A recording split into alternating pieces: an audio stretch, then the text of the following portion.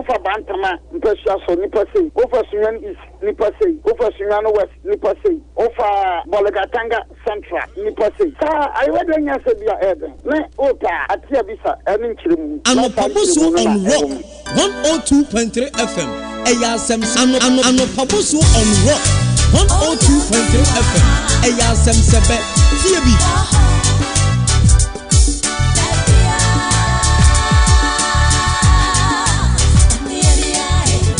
Ano Pabusu on Rock 102.3 FM.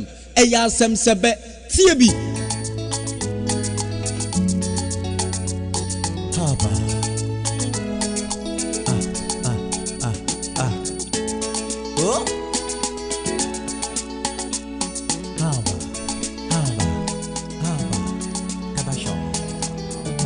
Ano Pabusu on Rock 102.3 FM. Eya Sem Sebe TB. Kabasho.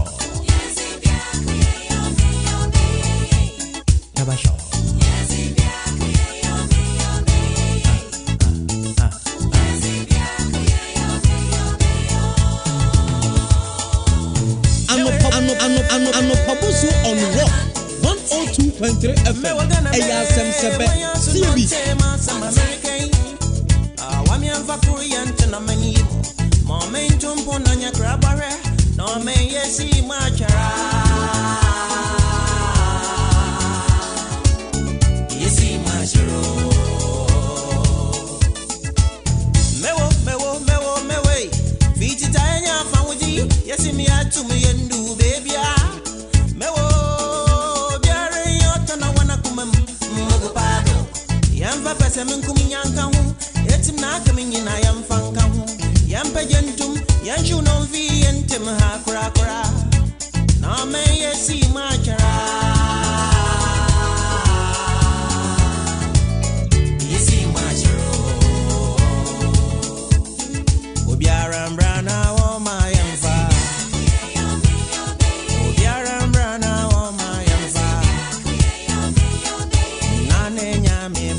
It's exactly 9:21 a.m. on Rock 102.3. This is how we begin the show this morning.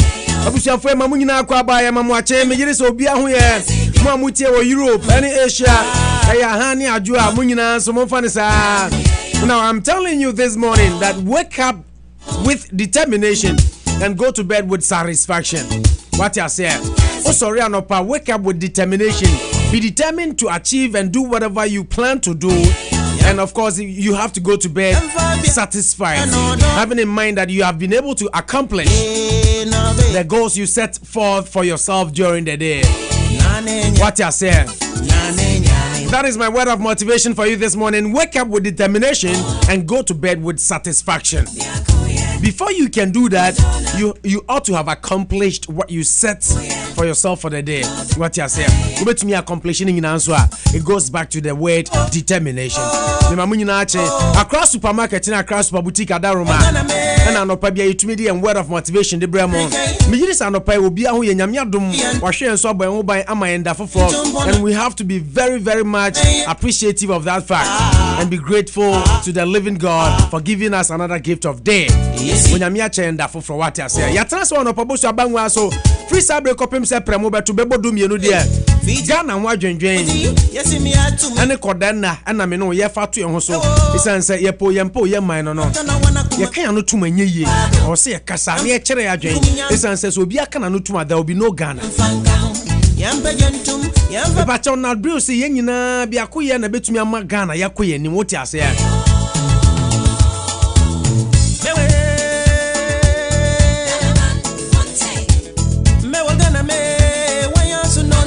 If I told me word of motivation, I know across supermarket and across super boutique 48 Blackstone River Road. And I say super boutique, upper suits, shoes, sandals, slippers, what have you. Prayer so and then says what I say. If you are young question with that report, you know.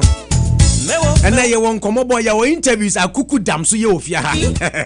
Minim so nim the aba who will become who will become who will be chere will be chere. Okay, say I am going with that report, you know. Yamba pesa minkumi nyanka hu etim na akami nyina yamfanka hu yamba yentum Me pacho no nkro ba pa usima aduonu miensa. It's exactly 9:23 a.m. Osho weather na se sia no 62 degrees Fahrenheit.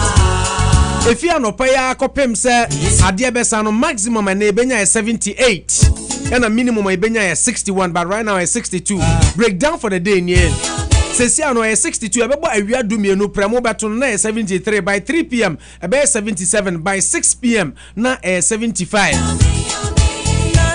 Now according to the forecast between 3 and 5 weather no betumi arise ya ye betumi anya maximum of 78. Ebebo anwumre be to say Dubai come on ebe drop down to 61. Now you stay in the minimum of 61, maximum 78. And you're sunny throughout the day. We are no general so bounce say we are no bar no nya din to say June July time now. What you saying? Gradually we are fading out from the summer. The patch wind chill is 62 degrees Fahrenheit and a moonrise about 10:56 p.m. Pressure says here I say 30.30 inches. And a wind speed in from 11 miles per hour. Precipitation is 0. Dew point is 50 degrees Fahrenheit and a humidity is 64%. Visibility is a would drive your delivery but easy haul Empire Ride and a Kabe transporter. Only problem visibility is clear 9.9 and now no pebo no sia pa hosi mami ansa and a wianu pie. I wianu be kwakoto 7:35 no so papa hosi meduasa no mu a unse first no kebo 5:05 5:10 na wianu pie. That tells you the day is being shortened.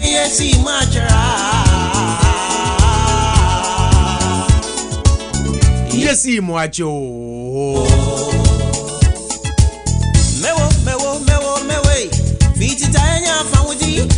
The Kabe and the transport and the services.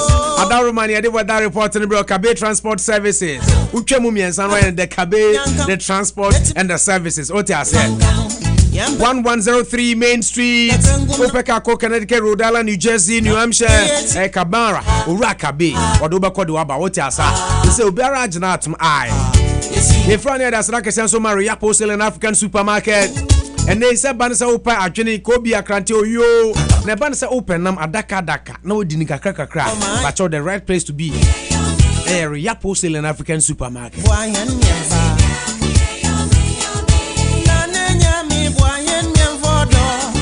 Okay, we have a lot to discuss and to talk about today. Right now, about 9:25 a.m.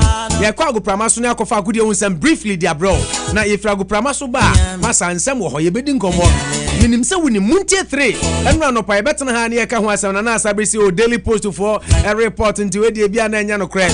But finally, it has come to pass. President Mahama invoku the prerogative of mercy in the constitution. Muntia 3 for Efiase. What does this do to the constitution of Ghana and to the rule of law? Now, President, prerogative of mercy, why exercising at the right time? Now, Muntia 3 pardon won't dampen our spirit. Jusak. Muntia 3 episode was a good advert for us. Alistair's family. Now, remission of Muntia 3 sentence is to NPP's disadvantage. Decision to pardon Muntia 3 not unpopular. Now Muntia 3 remission not political. Clement APAC. Mahama didn't write the constitution. Kokwa say so. Now Council of State now anchor for miscreant or Seusu. NLCC striking biomedical lab scientist Mahama weak for bowing to pressure. PPP. Now debate over Muntia 3 pardon goes on and on unabated.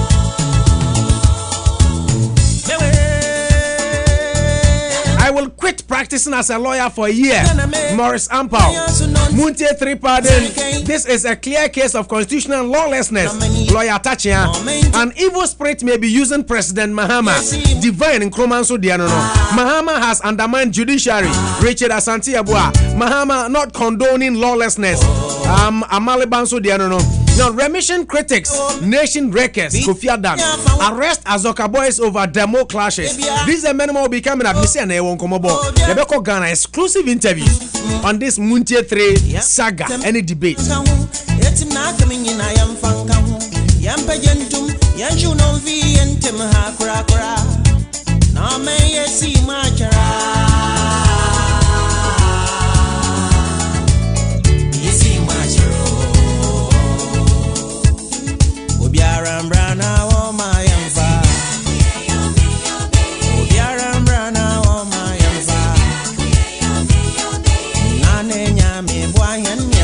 pacha wunim bibi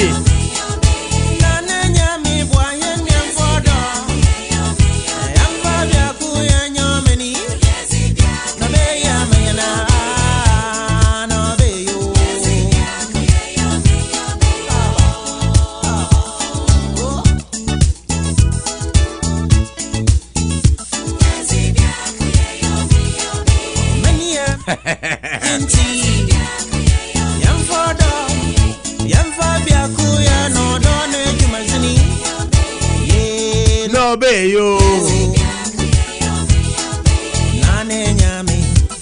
Mahama is indeed a dead goat from Morris Ampao. Mahama pardons Munje 3. Now remission of Munje 3 sentence, political dishonesty. And from NPP, reverse Munje 3 pardon now. NPP demands pardon for Munje 3 bastardization of our justice system. Egbert Fabel. Mahama will regret freeing Munje 3. NPP say so. Now, Council of State, most useless institution ever. This is coming from Morris Ampao. This and many more will be coming up. Eco News Super Review segment. Exclusive interviews. Mobete. What you made is high and up abusive. If I show a crabbing on crab up. But all the Kamehona and Quago Pramason for brief. I'm a good young some and famro. You repair Nana, but you won't come aboard. Yanko, na Yanko for good young Sama, Yatuni Dean said. Warm up sports and famremo. Na ye bape na ye din samu akani na e ba betwa so na de ensam polo ensam abo apeso ye ba be di hunkomo na ya kire adwen ye nyina so ye Ghana for aha ye rock no pabosus ni fansan ko afide no na ye nan ye ho na ye nkofa agudi hun samra sesi ye bape de akani nyina e ye modia empanifo kan wa mo sa aboa enwa wo hwe ne hu so yi a ye fra no wotope no kura trodo no wa opoku jamfi wa bin adwumam wanyi aba beye otope opon national on rock 102.3 FM mina mesie wo denchi okutireti pampansrede. Champions are not made in the gyms. Champions are made from something they have deep inside them. A desire, a dream, a vision. Oppo National, you are a true champion in sports.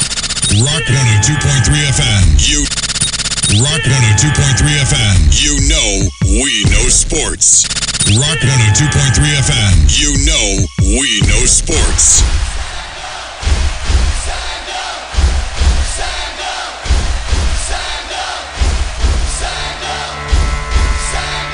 Stand up for the champion on Rock 102.3 FM. TFM Amwachima Makwaba Ebredu sa no penso agudi won sama mosomfo. No wa opoku jamfie aka Oppo National mabuabu no medebro. Ye dia seda kese pa seda polo.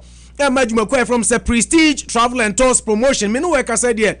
They said dia makata Rock FM ye duodum ne anunum ne awurawuram na yakohwe ne ye ne dia bre tiefo e ban se wo pese otu kwan se wo kọ Accra Abuja me pacho Abidjan na okọ ana okọ Banjul Bamako Conakry Dakar Douala Port Harcourt Lagos Lomé Monrovia Freetown Johannesburg Nairobi Cairo Addis Ababa anase Harare baby a wukọ bia wo Africa no me pacho the right place. Albania take it ane buefo Prestige Travel and Tours. Se say the obi ajoma tumedi obi ebo Prestige me pacho British Airways, Atlantic, Air France, Lufthansa, Air Italia, Arik, KLM, Delta, South African Airlines, Brussels Airlines, Airline Bear now pay. Nino Prestige Travel and Tour. Yadoba court near Duaba, a bonus of that form. Since Yamanoeka said yes, open ticket the cheapest discount on all air tickets for there. Yabono don't come yo. Prestige Travel and Tour. Framo Pacho number no. 1094 Main Street, 1094 Main Street, for almost 774 243 6026 774 243 6026. Ofroma also ten Rock FM pacho na kwajo discount. Prestige Travel and Tour. Say there omama ticket aba for there. Don't call me. Big Olo Beauty and Barbering Hair Salon. Ube UT na wife e kroima. Bra 687 Millbury Street. Now per aduane so a there net apo edia anochi krompani de pani kwaku shoes wo bo adwuma keke aduane bia e wo Ghana wonim di na pa bia di no oba yan akache e wo 687 Millbury Street a obo zampa pani wo hoi wo de pani BPS Towing and Automotive Recovery na nani osagin so bo adwuma say fan say o ya shipment every kroimu akọ Ghana there obi agidi na tum the trusted name BPS Towing and Automotive Recovery friend na 508 873-6674 na any omunkasa Easy Haul on Demand Transit Service say so pe car dey di akoniaba e wo Worcester ha o mpe so obebo ka bebre o mo na esa from 508-441-4764 508-441-4764 na any Easy Haul on Demand Transit Service enkasa na ye do be kodo aba living na woko anansa wo pe car dey di akoniaba bia anochi kroma aduane Gold Coast aduane African restaurant ni nyina aduane bia opedi wo ho ye delivery mo nyina ye de be bro waka adwuma ma woni problem dey also ya ne so be friend 508-441-4764 Dan Auto Repairs bo adwuma say fan say car no enfumso aba ho e transmission brakes shaft shock absorbers fan belt timing belt sensors ni bi nrani ye no me pa cho ba bia sa odiko ni esiesie ne ma e owura danso akachi 45 Fremont Street agia tumu danso bo adwuma what ya say frɛ no 508-335-2667 na obedi dwumadie bia okrom ha say we engagement say we outdooring anniversary na wudi wedding birthdays me pa cho unim said the dia obi agia tum the trusted name when it comes to who celebrity Africa ba multimedia Braniema quality video production, photographies ahodo, family portrait pa ya board down hona uba hu sampa, utua sika na nso anya adepa. Graphic design services, web adwuma, open flyers, logos adan Africa ba multimedia. Ya 1114 Main Street, 1114 Main Street, and our friend 774-450-0000 774-450-0000 Big Olu ebo adwuma esiesie etireuman no na Africa banso wo twa yen egumfoni so ma bibia konkan Aloe Vera International Product Dr. Samuel Ochire da ba adwuma so bo adwuma me pa cha wa yare ache diabetes no wako enko abusuanfo wo sa problem no wo fie a ene tie ya me ka kire ne pedro bi akira kwan fama mama fama papa fama nuam wo fie fama namfo na me pa cha sika bebrebe a wo de koda bia na tuo betwa diabetes say aloe vera ohuna no de ahye odwane wonim say aloe vera nko an etumi eboro no botro pa blood pressure no was ro cholesterol level no nye wo pese osote me pa cha pe cleanser ne binom ana gout ene how me pa cha blood clot asthma wakwa enko asthma yesi de wo eno kre na mom unnum aloe vera me pa cha nka nkire me say wa asthma no nya de ase betumi atu ana betumi akọ Fred Dr. Samuel Ochire na wo 202-412-1283 202-412-1283 MNS Auto Body Incorporated say oka no obi de atwu obi de abom ana wanya problem de also ya ne say o de oba o maso ya o mbesi sika na ma fe MNS Auto Body Incorporated Sam Moses Dano so omo straight car no mo spray pa no mo ye car na kama ohia beka se car na fe ne fi factory aba omo bu adwuma na nika sem ba akokra wo MNS one me feel omo kra ne say insurance companies e okrom ha nyina age omatum enti omo ya appraisal be it Liberty Mutual Commerce bubo insurance companies ni nyina din MNS omo nyina pampe ene omo nyina di dwuma furniture 41 to 43 Canterbury Street na anafre 508-579-6829 9 MNS Auto Body Incorporated Enkasa Lisa Beauty Supply and African Supermarket Lisa nie ni papa nie eba ne se ope akwa bi akrante oyo mpuna mwotwe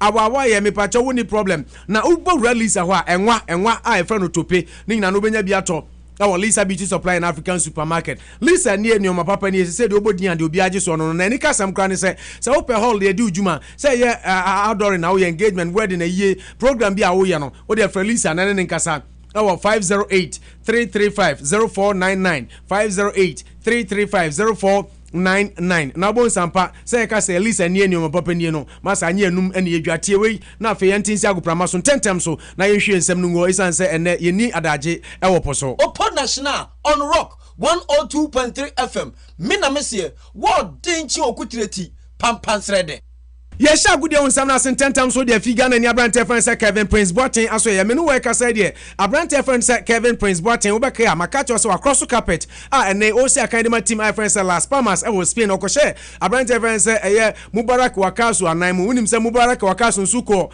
Greece, and on Suko Pamo Michaelesian, a free Panathinaikos. Menu worker said Kevin Prince Boateng won the first match. Edema Las Palmas over the weekend.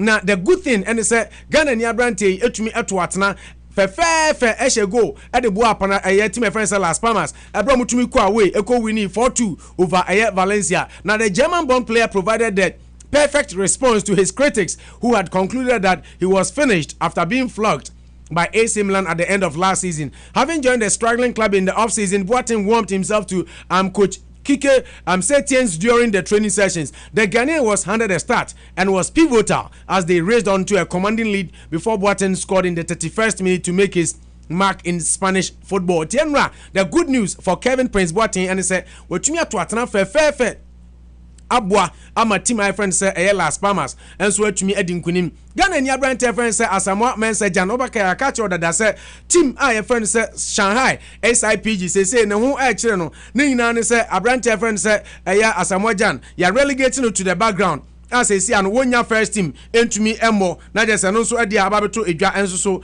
ewo ho eno no na say ni atie ene say Asamoah Mensah Jan reporter Babeto Yache said he could be playing in the English Premier League again after heading to a British High Commission minutes after arriving in Ghana. Now, according to reports in the United Kingdom, Hull City are desperate for the signature of the Shanghai SIPG man. Now, Jan is in the market for a club after failing to perform with Shanghai SIPG. Since I'm no say report say Asamoah Mensah Jan wababedu Ghana no bedu Ghana na eno de ani kire UK embassy so kwa kwaji visa eno na se ama report ababetodwa aye ripe say abrante friend said Asamoah Mensah Jan team I friend say Hull City for say one air striker na omhwe abrante no bodin bo a obetumi aboye pa ama Hull City so omo atumi agina yeti Asamoah Jan se ono so honsama ene atumi ababeto edwa enso eno no Kumasi Asante Kodoko omo tare ana wai omo twe for omo bo omo so mbeje league no nanso league yemfo ya no ena eje se sia me no e ka say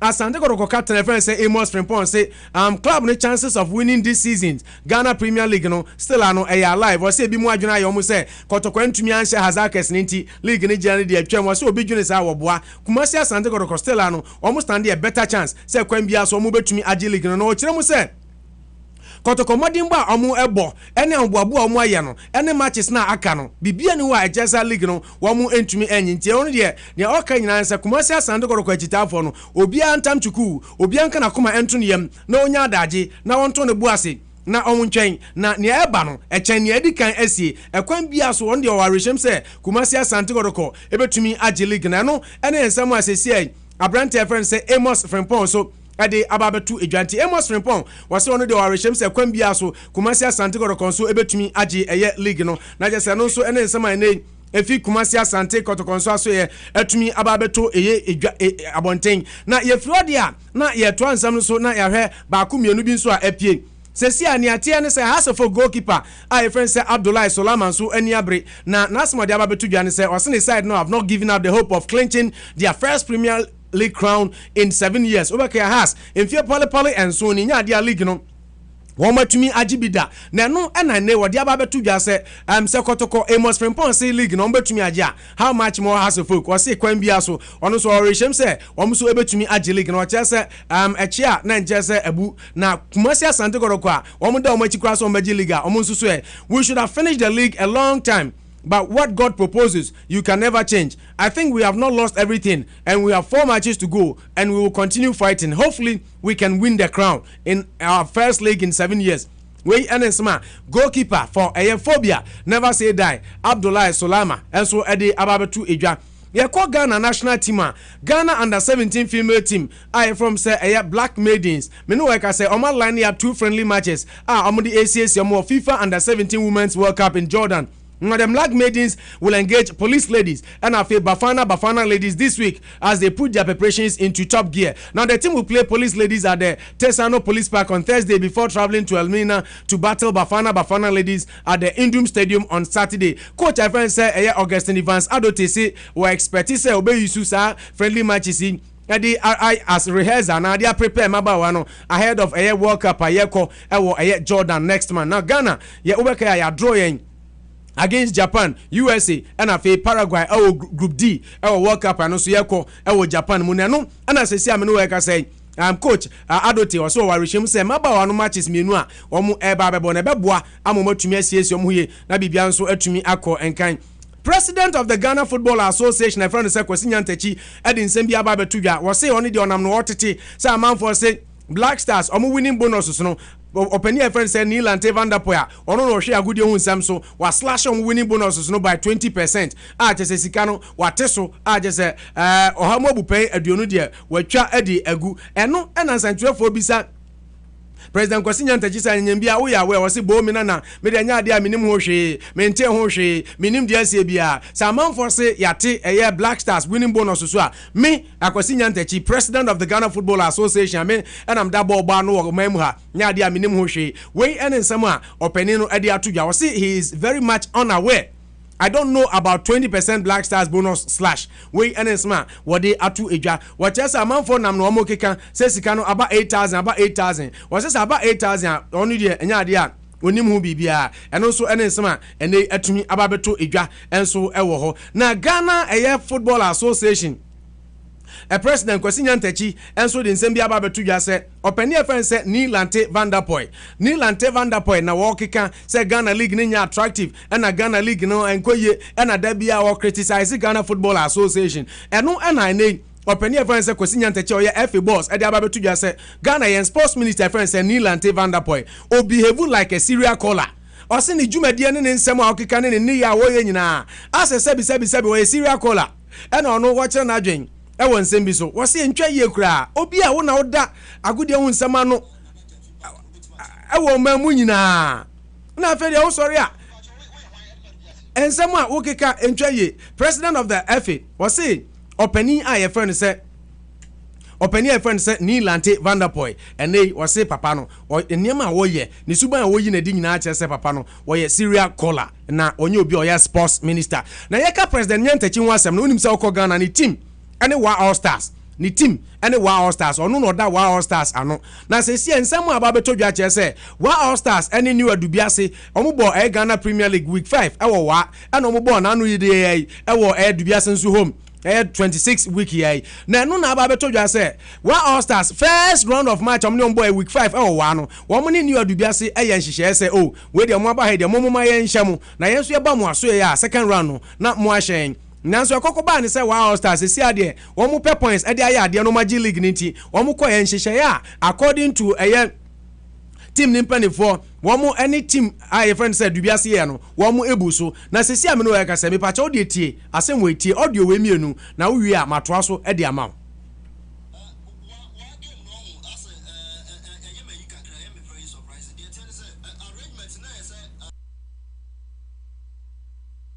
me pacha wo de ma menya audio no ready na etie na ensam no de epiepie bebre na men ko do me adam zo no pele gaje ntina oye da no me pacha o yenko back now de etie audio no epia bonten se say de Ghana ensam bebre wa game no ho as eyema yi kakra I am very surprising the tell say arrangement na say I say wa hyem na omoso ba ha na moso ma hyem na enura ne normal sasa ya na na ta kiss me tie bo ta na men ko to me no adam zo no pele gaje ntina oye da no me pacha so tie we abrante friends Prince Entry na anso ha tie ensem ni bia sa ba beka ho na sesi amene we ka say oto aso no no ka say ahyase no de wa All Stars agreement omne omu ye no na afi wa All Stars hu so omu pe league age no e no madwena sesatie born e kwaso na me information ni say si enje ni mo ko hin anchechi say kana na me tete nje na ye bench ye key players ni bi na de ni say start me ye first keeper ni free mu nje me ya me won say omo ba ko si anchechi timi yes ano ba ha obe sa na ye me ya wo hwe wa bi mi na referee di penalty ma omo ye che ball no ye fi na ye ni say si ni kwaso e chi na information ni ba ye no ene ben me say free pro mu Dabu Malik Shrimu, Samed Shrimu, na ye ma wa mu kwa on betumi ade ase. So no mu ntumi je. Second keeper no so ba no so mpa say be den. Ye be se no. Okay, nti oti ye Prince Entry se omo bobo na omo ti ya ne se munyemu adan a president of the Ghana Football Association Kwasi Nyantakyi aba ho na wo so opese oji league nti munyemu emfa ema omo sansemi yi koso ba wo de tie ni odubiase tie asem wen so mokwa so asen fam no e na fi new adubiase club no ansa na mokwa akoya adwuma e wo Nana Jamfi Park no betima achi mu kakra. Okay. Look, let me work on my friend in the park no so no person we adwuma bi so. Nti sia omonpeni fo no. Nti minute about to kasa mo mo tete me adwuma bi a mo pese yeye ansa na yes, if you na mo kwa mo mamba park na so about the football. Nti think the last time when that's on also a bad 3 weeks. If you any can money, I know my assurance saying starting if my down payment. If you have money to baby, no sense can you catch it no not that bills can it. And I say we money every yes money every me now handle over from our because we need you. If the phone so on pick it. If you really want to present where they are on the starting league now, you will not manage there. Akasa. But almost starting league, you know, the co-park should be a no busy near the other. Oboboni we are no co. Then we are, but I was a ball or more bonnet. As a man who you might say, but also the case cannot say. Because also calling there on can be behind. Okay. We brantie bia ono susu wa ye adwuma ade ama new adubiase a report kire se new adubiase de neka entiano ka ho bi kura na no mo pesika de atua wo de sa tie we nso na audio so na awia me ba ni nyina meja gu ho no fi ba cho wo ye hwan ade adubiase okay edita na tie ma tie fo nyina ne madubiase fans fo nyina okay patro me ne driver me do mutu kwan o mutu kwan I'm not going to come back here. We are going to go back here. I'm not going to come back here. Okay. Inti omoka na uchi anasa wa oka. Oh, I am America. Okay. That is on behind. Okay. Now, when you said they are okay, abema woni omontama omoduma se kakra. Oh, indeed. Because I said no kura na dawa no aka. Okay.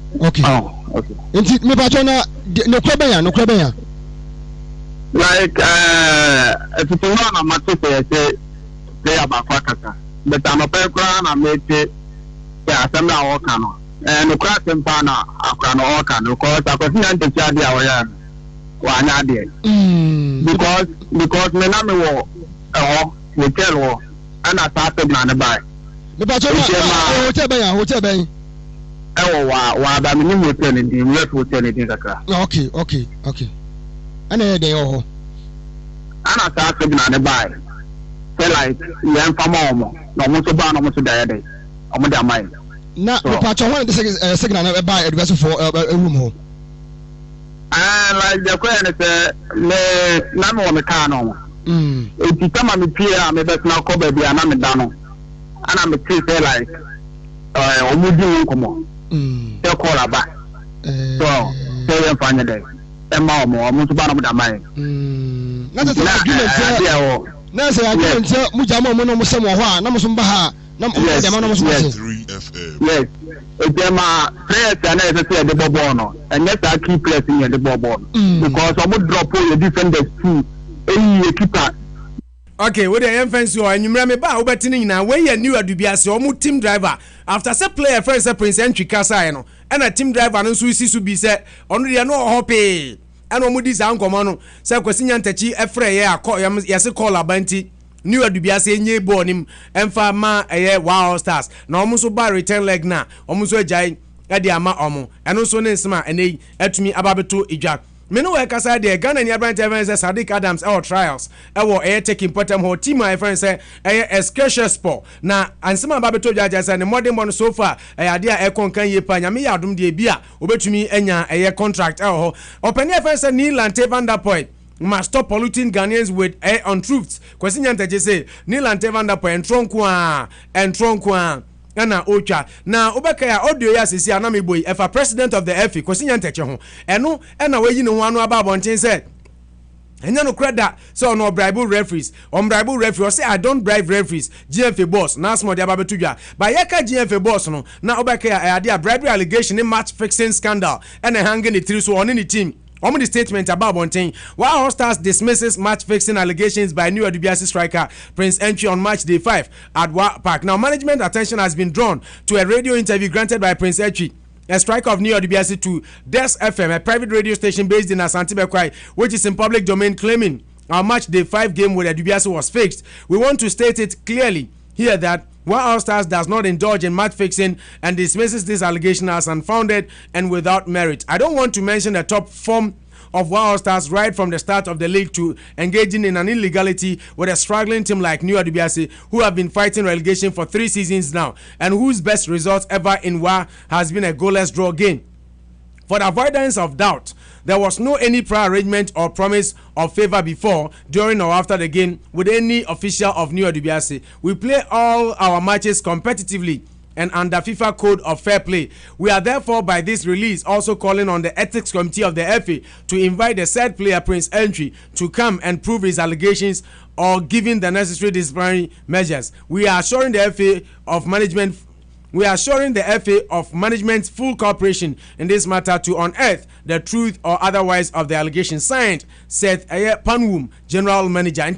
New Adubiase allegation say omo driver and so can be Prince Entry so can be, but Wild Stars for say enya no kre and omo press statement about bonte kwesi nyantachi say enya no kre da say ono bribe referees na ontumi kra en bribe referee da eno so ne nsema ne etumi ababeto edwa enso ewo ho eno no ensam no de edoso ye pa ba de brain timi pa chaw medoji bi na ye de asi ni akwakohwe amano ne nsam ba komienu na ye bape na nyame yadoma anwumre ehia de aka mu bia no ya de baba beto amoso na mo se de ensam no so esi eko ede efa na ye ka eya amano ne nsam no na ene nyame yadoma matches bi ebekoso no amede tumanim se Chelsea ejina kono ene Omni team I friends say Bristol Rovers na ede ebefe so eno coach I friends Antonio Conte say nemrantia no ball bia omu ebo bia no omu taking it serious ball bia ni wa ese omu edi agro we ye League Cup and I friend Carling Cup ewo England no second round match Chelsea ebo omni Bristol Rovers eno dan chance so UEFA Champions League matches ebekoso ene team my friends Sheva and Celtics about Kaiser first leg no Celtics winning 5-2 in the Brendan Rodgers former Liverpool manager and coach Celtics in DNA ebe de pa Ediama ebe Sheva omofi Israel Legia Warsaw any down dark at the befe so Legia Warsaw kwa we kudim 2-0 in the first leg. Monaco any Villarreal ebebo Monaco winning first leg no 2-1 ewo Spain intene so mutene fie no mu enlusu at least lusu 1-0 cross still ano oma qualify Roma any FC Porto game no KG encounter first leg no 1-1 Porto ne bo home intene Roma etna Italy atonsa dia free Porto ena Victoria Pleasant and so any AFC Ludo Goretz and so na dey face so Ludo Goretz winning first leg no 2-0 intene Victoria Pleasant one more bayre pa bon po ewo efie anu so ene ensemo a FA Cup matches bebre bekoso dan so teams ni na lower class and matches no ebru 50 ebre nti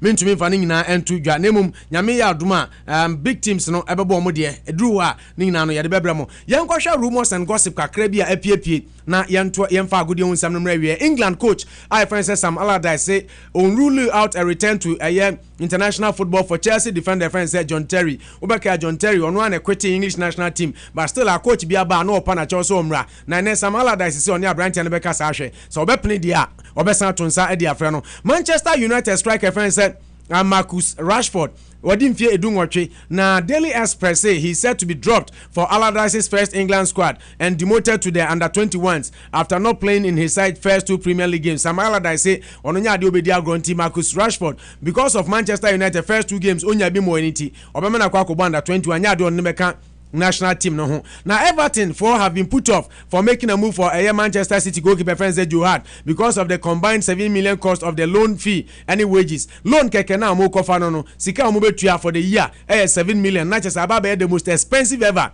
in the Premier League. They say on him say Man United Nikita's record no mukofa Radamel Falcao £6 million sterling a year and only the expensive loan ever obi akwa akwaji into Joe Hart echo Everton no mutua £7 million sterling a year na just some baby tis record na no so munya ready to do. Now Daily Telegraph e dey about to say Chelsea for catch Napoli say omo defender friend say Khalidou Koulibaly omo epeno no sika na omo di abaye 40 million no omo pa omo nye omo mpeso a omo nyai enya ade omo di bibeka ho eno so ene ensema Daily Telegraph e dey ababetudwa na Sky Sports enso dey abetudwa say Chelsea eka sa kire Napoli no na ene Also, Chelsea have had a 30 million bill rejected for AC Milan defender Alessio Romagnoli. See, Chelsea is a defender for the free AC Milan ho. Now, almost the 30 million pounds sterling the AC Milan Ajizicano and Omato actually. Now, Torino defender Nicola Makisimovic. Also, another target at Chelsea for say Omunyano Anka Omu Ebepena. According to Football Italia, you see Napoli for also interested says Omuton Abrantia Koulibaly Chelsea. Come to me for Abrantia. Barcelona goalkeeper friend Claudio Bravo wedding fear assignment he is due to finalize his move to Man City nyame adma achekra Thursday na we and no be Joe Hart Man City for a team for fraud number in tentem Sky Sports and so report on it. Omo dia babetodwa na se Claudio Bravo betumi akwa na gise Barcelona omanya replacement and Barcelona for the money akire Holland Ajax goalkeeper friend said Jasper Chelesen and then omo so omo peno 10.35 million pounds sterling move and omo de kokoton ko wakata friend say Marca and so Eddie no Liverpool coach I friend say Jurgen Klopp on so say or you open said Obejai 26-year-old centre back. I friend say Mamadou Saku amane free team ni mu on loan to regain his match sharpness. Was say essence okonum no boni e ba na nti obo ball a che nti wa rusty say team bi pena obema na call loan dan say obesi akande ma Liverpool this year essence league no emu ehye. Manchester United manager friend said Jose Mourinho say Opeso signing Southampton centre back. I friend said Jose Font for about 12 million, but has been told he must offload some of the club's big earners. Yes, we bet me to play a BBA. I just want top players ni be now offload dubi. And the area now one match at Kuchi. And also near some Kuwaka friend the son. Eddie Ababetu na West Bromwich Albion Fonse say Omo Abrante friend said Johnny Evans enya de ombema na ko ba bia Arsenal for Epe Abrante no na so say say Ambeton na Arsenal omo nton less than 25 million pounds sterling and also ensema nei atumi Ababetu edwa enso ewo ho Inter Milan for Ashase ne Newcastle kasa for Abrante friend say Momo Sissoko Musa Sissoko said e be obetumi akwakosi akan dia mom na Arsenal for enso so ayinkwa ba Monaco omo Congolese defender friend say Marcel Tisserand and also ensamfo fra and a Daily Mirror at the Ababetu Janti Arsenal money abre. Now Brazil striker friend said Gabriel Barbosa. Me no work say Manchester United, Chelsea, and then Leicester City na Edinechi. Now report Ababetu Janti say Abrante also ready so be make a decision on his future after say on Brazil about a Rio Olympics na wia omotumi agi gold. West Ham United versus Andre the Day Uepra. Tomu player bia Babesha na name. Tomu Manchester City as he said. Striker, I friend say Wilfred Bony, almost Man City for say, Omumfano Mam, say loan crown mobile. So, Omo no, almost on Beko Juventus, no more compare Juve, Oma Brand friend say Zaza, Simone Zaza, now Wababi Sia Kandi Momo, Coacra friend say Gazeta World, and I idea and also. Ebabetoja Mario Balotelli Ghana ni Abrante na nso si akande ma Italy se said Otaria na why reporter Gazeta World Corona di Abetoja just say he looks set for a move away from the Premier League. Yes, Bologna, Lazio and Chievo Verona nyinano omso mu ye interested in signing Mario Balotelli. Now Major League Soccer team America will throw big money offers at England forward when Rooney if he decides to leave Man United. Unim say when Rooney Jose Mourinho sign a contract or Wosisiano nya de odi be kan ho say Rooney prove say o deserve another contract na no na Major League clubs America crodium teams zero say Rooney contract no ya ba wie a on beto sika kese pa de agonu kwan no a wontumi en withstand na waba be si akan e de amamo Arsenal omo a new striker and omo new midfielder omo turn friend say Granit Xhaka me no work say he has been offered a chance to play for Kosovo national side and also Enesma Ababeto Ijwa and so ewo ho now report Ababeto Ijwa say Didier Drogba back to England Ababisi akan dia man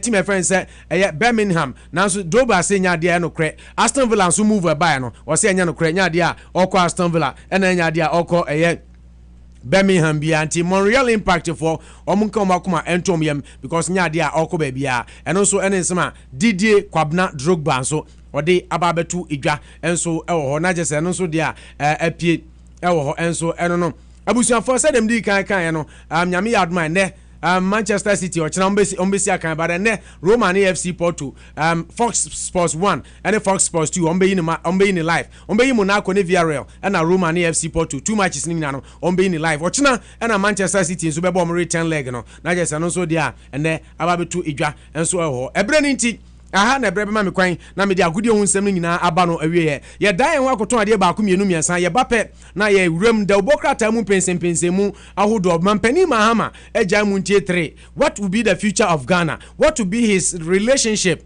with the judiciary. Many more coming up. Exclusive interviews with the people you want to hear from. Ni nano ya de bremo e wa no pabusio so. En fa san ko afide. Yen ko ton ade ne fa sedama Eco Capital, Empire Right, Prudential Insurance, and afe Hotel Elizabeth ene nyumaku aka no ye ba na ye de double crata mu pensin mu no enso e de AP mu so higher rock 102.3 anopa bosio so na we Opo National on Rock 102.3 FM. Mina mesie wo denchi okutireti pampansrede.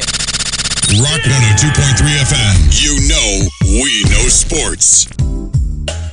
Prudential Insurance Company of America. Munisize Muye pabene awadwuma. Sa wo pe auto insurance policy dia eno ani Prudential Insurance Company.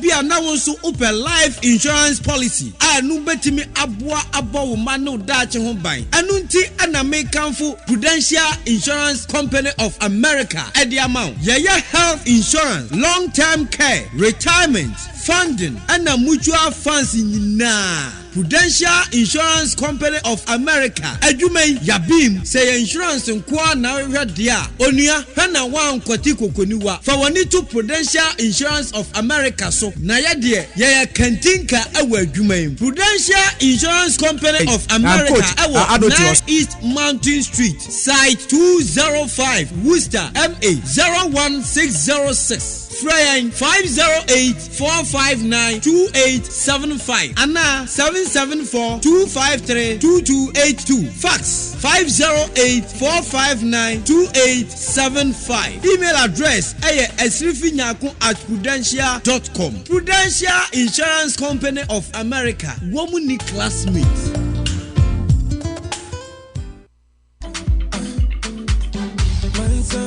Tuga Dunia no pedi woni munya me fe dunia ja ka me fufi haya besi haya no akwana jimsika trobia Waja okra to 20 eni ongomati kopo makachira we say United States of America memu ha mechira Worcester hadie se wo peka papa de wakod waba a ebo no former enu ani Empire Right Services sir ani Empire Right Services do Empire for de wo bo da form na de ba ko mo ni ko hu pa ni safety obambo nti woni problem kra kambiam de wo ye ni sem o mefa wo afre adwumam ade akwadwumam efie to fie enkwada holidays o mbekọ game center o mbekọ nyina Empire Right Services omu demba akope Empire obia safety hu hia no internet emu obi emfa onko ha ne ha anyu sikabumu o sika teze hunumunwi ne hwe dem pa inti tuga se obafo hyan ewo krom ha pa de a mane nyina enya Empire Right Services we dia majatum inti amanfo bom na ne Empire Right Services nie obia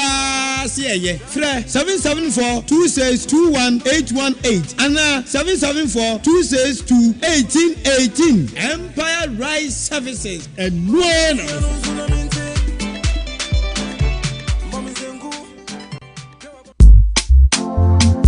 Hey, Tommy, are you not going to work today? Anaya, you went. No way. It is because I have invested my money with a company in Ghana known as Eco Capital Investment Management Limited. That is taking part of the arbitrary work stress off my shoulders. Really? Oh, yes. And you know, my association with them has made it possible for me to reduce the number of hours and jobs I do in a day. Hey, how is that possible? Good. Let me tell you. Eco Capital Investment Management Limited is an investment management company licensed and regulated by Securities and Exchange Commission (SEC) and National Pensions Regulatory Authority (NPRA) to provide advisory services and manage funds for both private and institutional investors. These regulatory bodies regularly monitor and supervise investment companies to ensure that your funds are well secured and properly and timely invested. I think Eco Capital, but I have a very good account savings in Ghana with some savings with some dear bank. My sister, savings is different from investment too. You can't grow your money with savings account. Neither can you invest with the wrong firm. Do you know that your money, if kept with the right investment firm, can fetch you profit effortlessly? No. Do you also know that the business you have been dreaming about and the house you have been dreaming to build back home in Ghana can actually happen sooner than you think? I see. Yes, Echo Capital has the solution for you as well. Their products include fixed deposit investment, individual and portfolio management, institutional portfolio management, pensions fund portfolio management, project funding, among others. Echo Capital has good track record. They have high returns on investment. They make great investment decisions on your behalf. Highly competitive and negotiable interest rates. The higher the amount invested, the higher the interest rate. Echo Capital is located in Ashaleboche, Accra, Ghana. Contact them on +233 30 393 5531 or +233 30 393 5532. Log on to www.echocapinvestment.com. Echo Capital, your financial anchor. Your money is safe with us.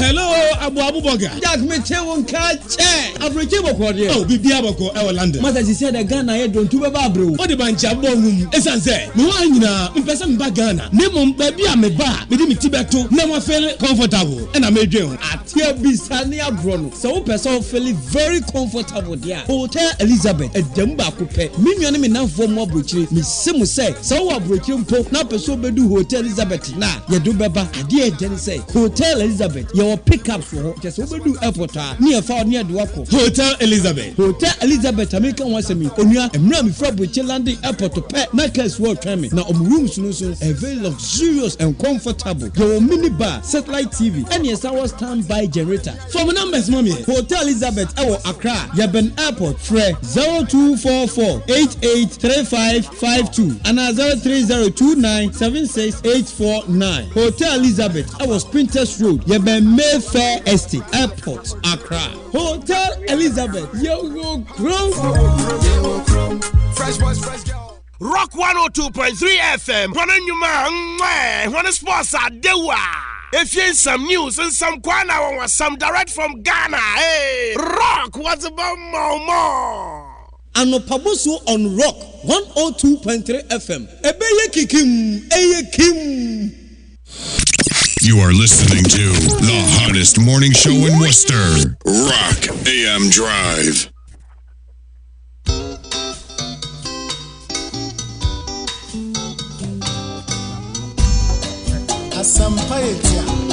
Okay, Asampa Etia Busiafo, we went for a short commercial break. We are back on the break. Said the Munim Dadano, and the topical issue everywhere in Ghana.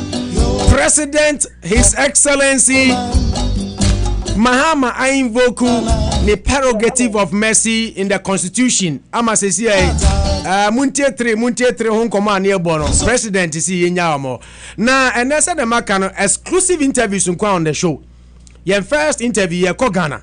Yene NPP Deputy General Secretary in the person of lawyer Obribuahin. And I shall ya bonkomo na yebisa lawyer said yes NPP as a party say no mofano and as a lawyer ni legal point of view e wo Ghana nkan kronso and saying lawyer Obribuahin sa oti anka Rock FM in America ya mo achifri haba Ghana lawyer ejidi sa pombo ko bibia nso koso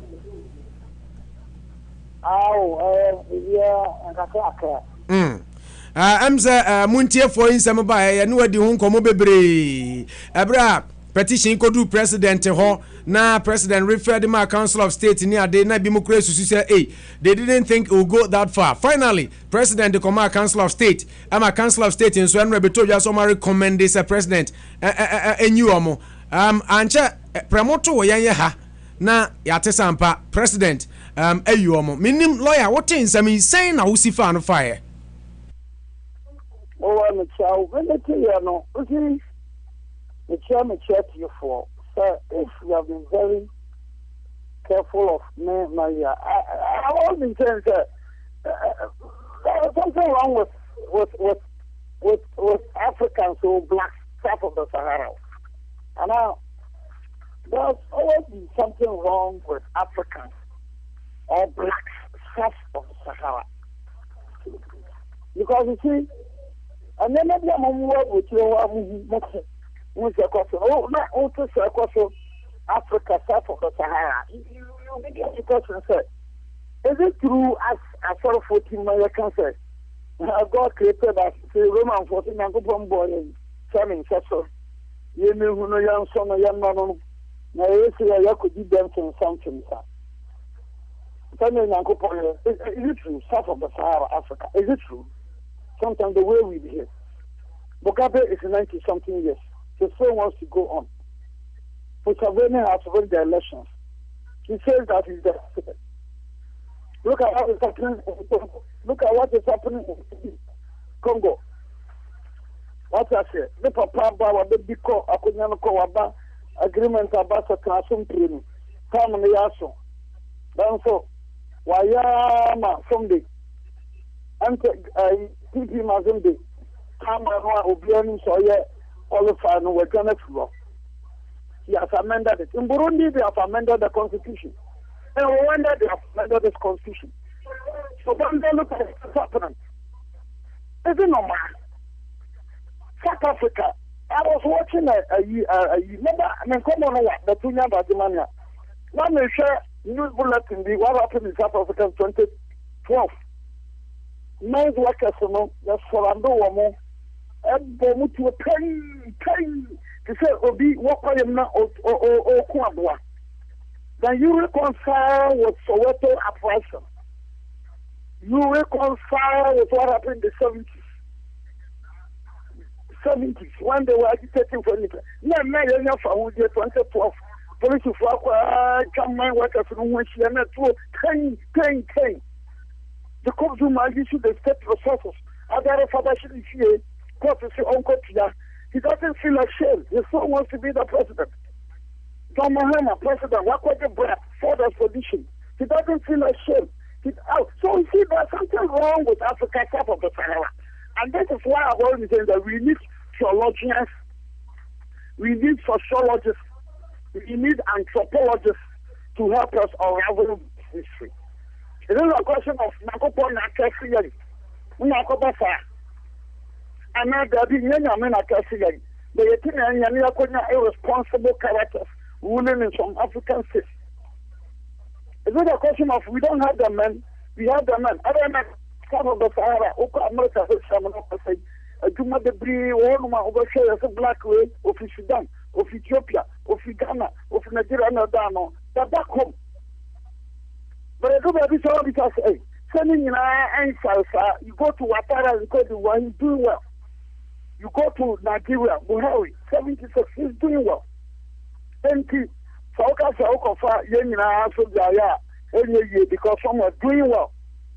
Some are being very brilliant, some are being very. So, how do we solve this problem? Is it a question of anthropologists who help us to solve the problem? Or sociologists who help us to solve the problem? Or psychologists who help us to solve the problem? Or historians who help us to solve the problem? Or is it a question of, how do we call it, the blicker? People who will help us to solve the problem. The black myself of the Sahara was test. Is it that situation? Now coming back to this thing, I'm going to answer with yeah.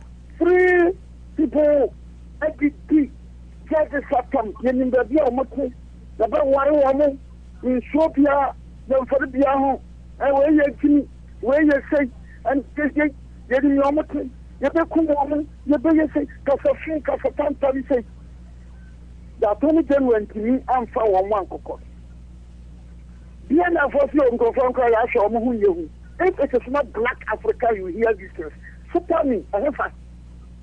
Yes, I have fun. And then Uncle Pono Boy, other boy, you'll be hearing this. That the Omako court, they have pleaded guilty. They have been convicted. They have been sentenced. President, yes. President, the exercising powers. The BC Derby, Ocean 72 Ocean year, Claudia, Oman of the purposes interpretation. It is only when Obia the Nako Court, your prosecution, criminal prosecution by the Attorney General or by the police, we are convicted. And then a president to my remission. But where you have a superior court, the High Court, the Supreme Court, the Court of Appeal, akoya ni sadia wuntimi. It's like court granted interlocutory injunction. No be abuso. No be akoni asati obi for contempt. We are convicted. Judge, the president bet to that. In the midst of all this, lawyer be the court say, okay, I'm calling upon the Supreme Court. Won't you remove President bet to president thinking here. Case is pending. You need it. I get trouble president to make your own. The only conclusion, the irresistible conclusion was that the president is an embodiment of indiscipline and lawlessness. The irresistible conclusion you would draw, any level-minded person would draw, is that the president is an epitome of lawlessness and indiscipline, pure and simple. Because there will be an embodiment of lawlessness. One should show you my so. No lawyer, when you look at your state, that the situation one person Kosovo, and you should have bro. Hanaka, Minister for Foreign Affairs, or your lawyer. All I made your petitioner versions are signed. Now being signed. Now so people signed there you can on one of them. But they've been come to say, hey, President, should you pardon one more. Professor Kakar, I can't afford Kukuta. My 12 mates, even NBC in Eastern region, they shall pass a resolution, say, President, one really year.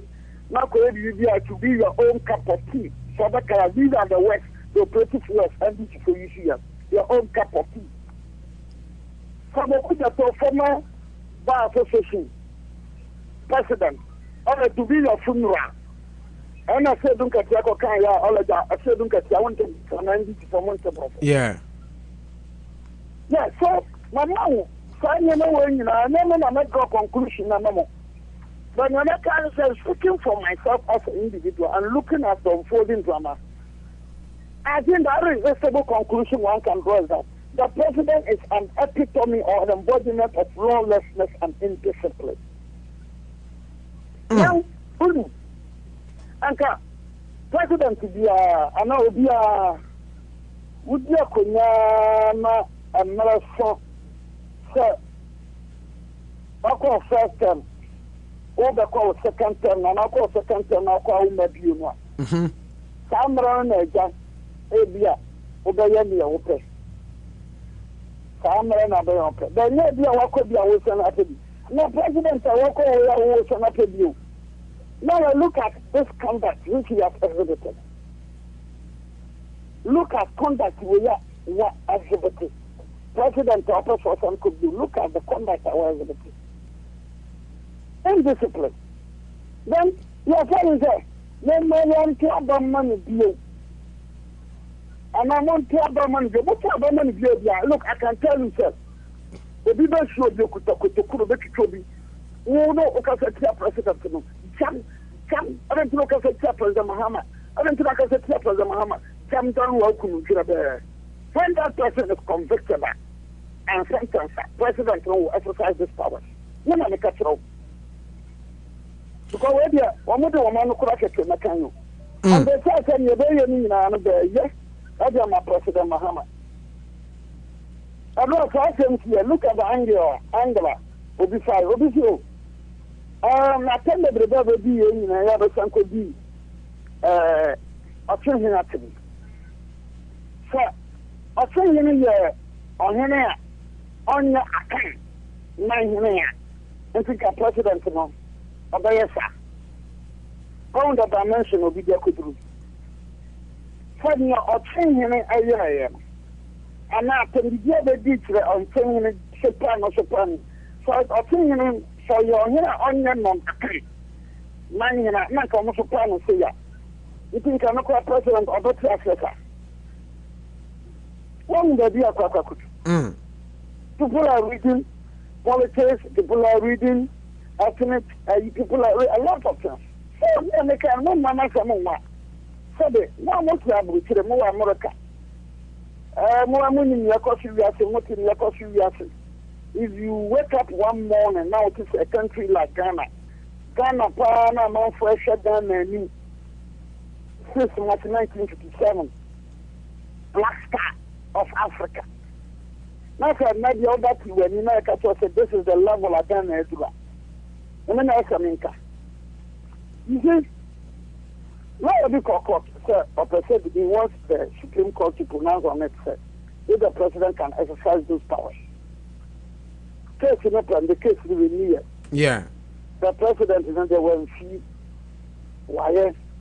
What remedy or sentences? So say no. I don't know what to do the legal research. When I mean the catch yourself, case now you moot. Case now I am moot. Now the case now you moot. Case now you moot na a lawyer. That conduct no. Hello lawyer. Case now you moot na o kanu na say anything. Say no. President no. Why there? And the case na lawyer another court say Supreme Court and kirim na you say. And the court no invoking her powers to convict, the Superior Court invoking her power to convict for contempt. Now, no president, no, it is in the powers under Article 76, 1, 2, or 3. And now, so I said, the name here, the president is the way either. If I'm asking, no, I'm asking, no, I beg you, and I'm going to say, you need. So, so people get a President Mahama, Sabi Kafacho, Mr. Kamano, Simonafo. Yes, on the backyard. Say, I quite go back to Abia, Bolia Kunya, Sabi Kafacho. I will be cut. Not be perceiving, not be the court. Not court to no guarantee injunction. Master didn't keep Fasuko see him. Now, they didn't start to one for contempt. One can say, Mahama and a cassie is in the yes. About me to a more conviction one. I just it's also that's unthinkable and unbelievable. And now, this man, I'm saying, because the irreversible conclusion is that the president is an embodiment of indiscipline and lawlessness. Okay. Lawyer, I'll be maybe Boko Haram leaders. I don't think Boko Haram leaders will even do this. Let me repeat, Boko Haram leaders will not even do this. Lawyer, I'll be maybe with this action from the president, what will be the future relationship between himself and the judiciary? You being a lawyer.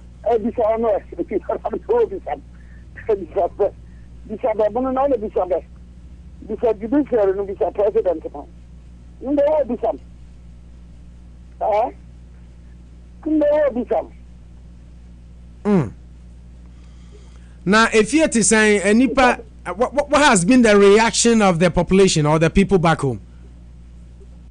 People are surprised. It didn't about woman. It didn't say. It didn't say, so this president, okay, the National Commission recommendation when to implement it. Okay, say, smart deal, no? This president, I can't do that. The man is an epitome of indiscipline and lawlessness.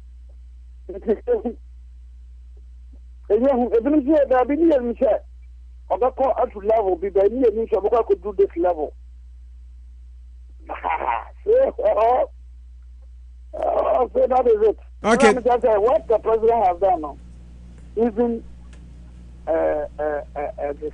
Boko Haram leaders now responsible and law-abiding than what has taken place. Lawyer, baby says NPP and Ramodi statement Babontain said president and reverse Nicole no. Ediana na mo hwehwe pa edi free sa statement amode ba say any matured mind be any matured mind be no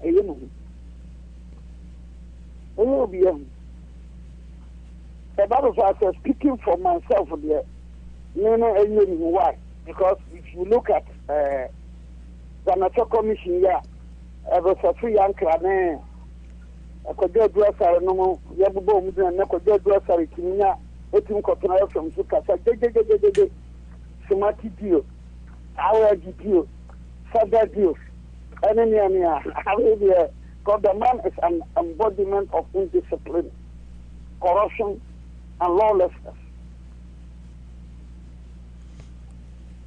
Wow. Okay, lawyer Obribuahin, Deputy General Secretary NPP. Lawyer, Rock FM da CP ene unkomobo anopem se brano no se de new din komono. Bibi foforo to for mes e be san fro na ya jo adwenkyere.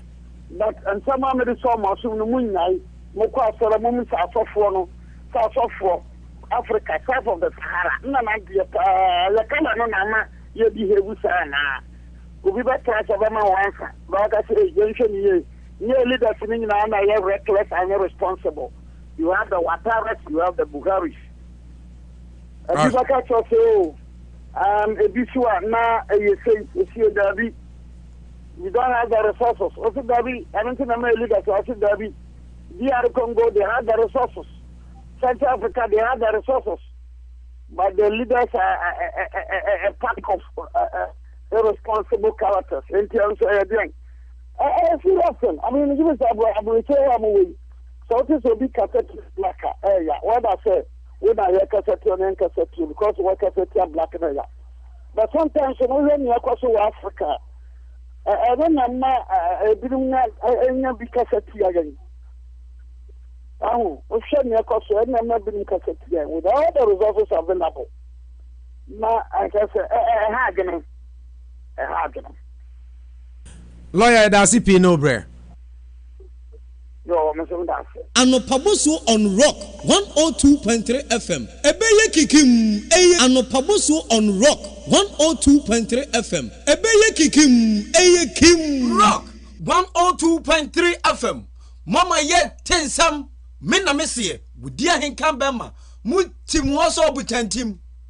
Anopaboso on Rock 102.3 FM. Ebeye kikim, eye kim. Okay, busia for any lawyer Obribuahin, NPP Deputy General Secretary, and a chichen komo. Ye besa kwa humano so enche, but in the meantime, I am Zamba Kumienu be a PAP.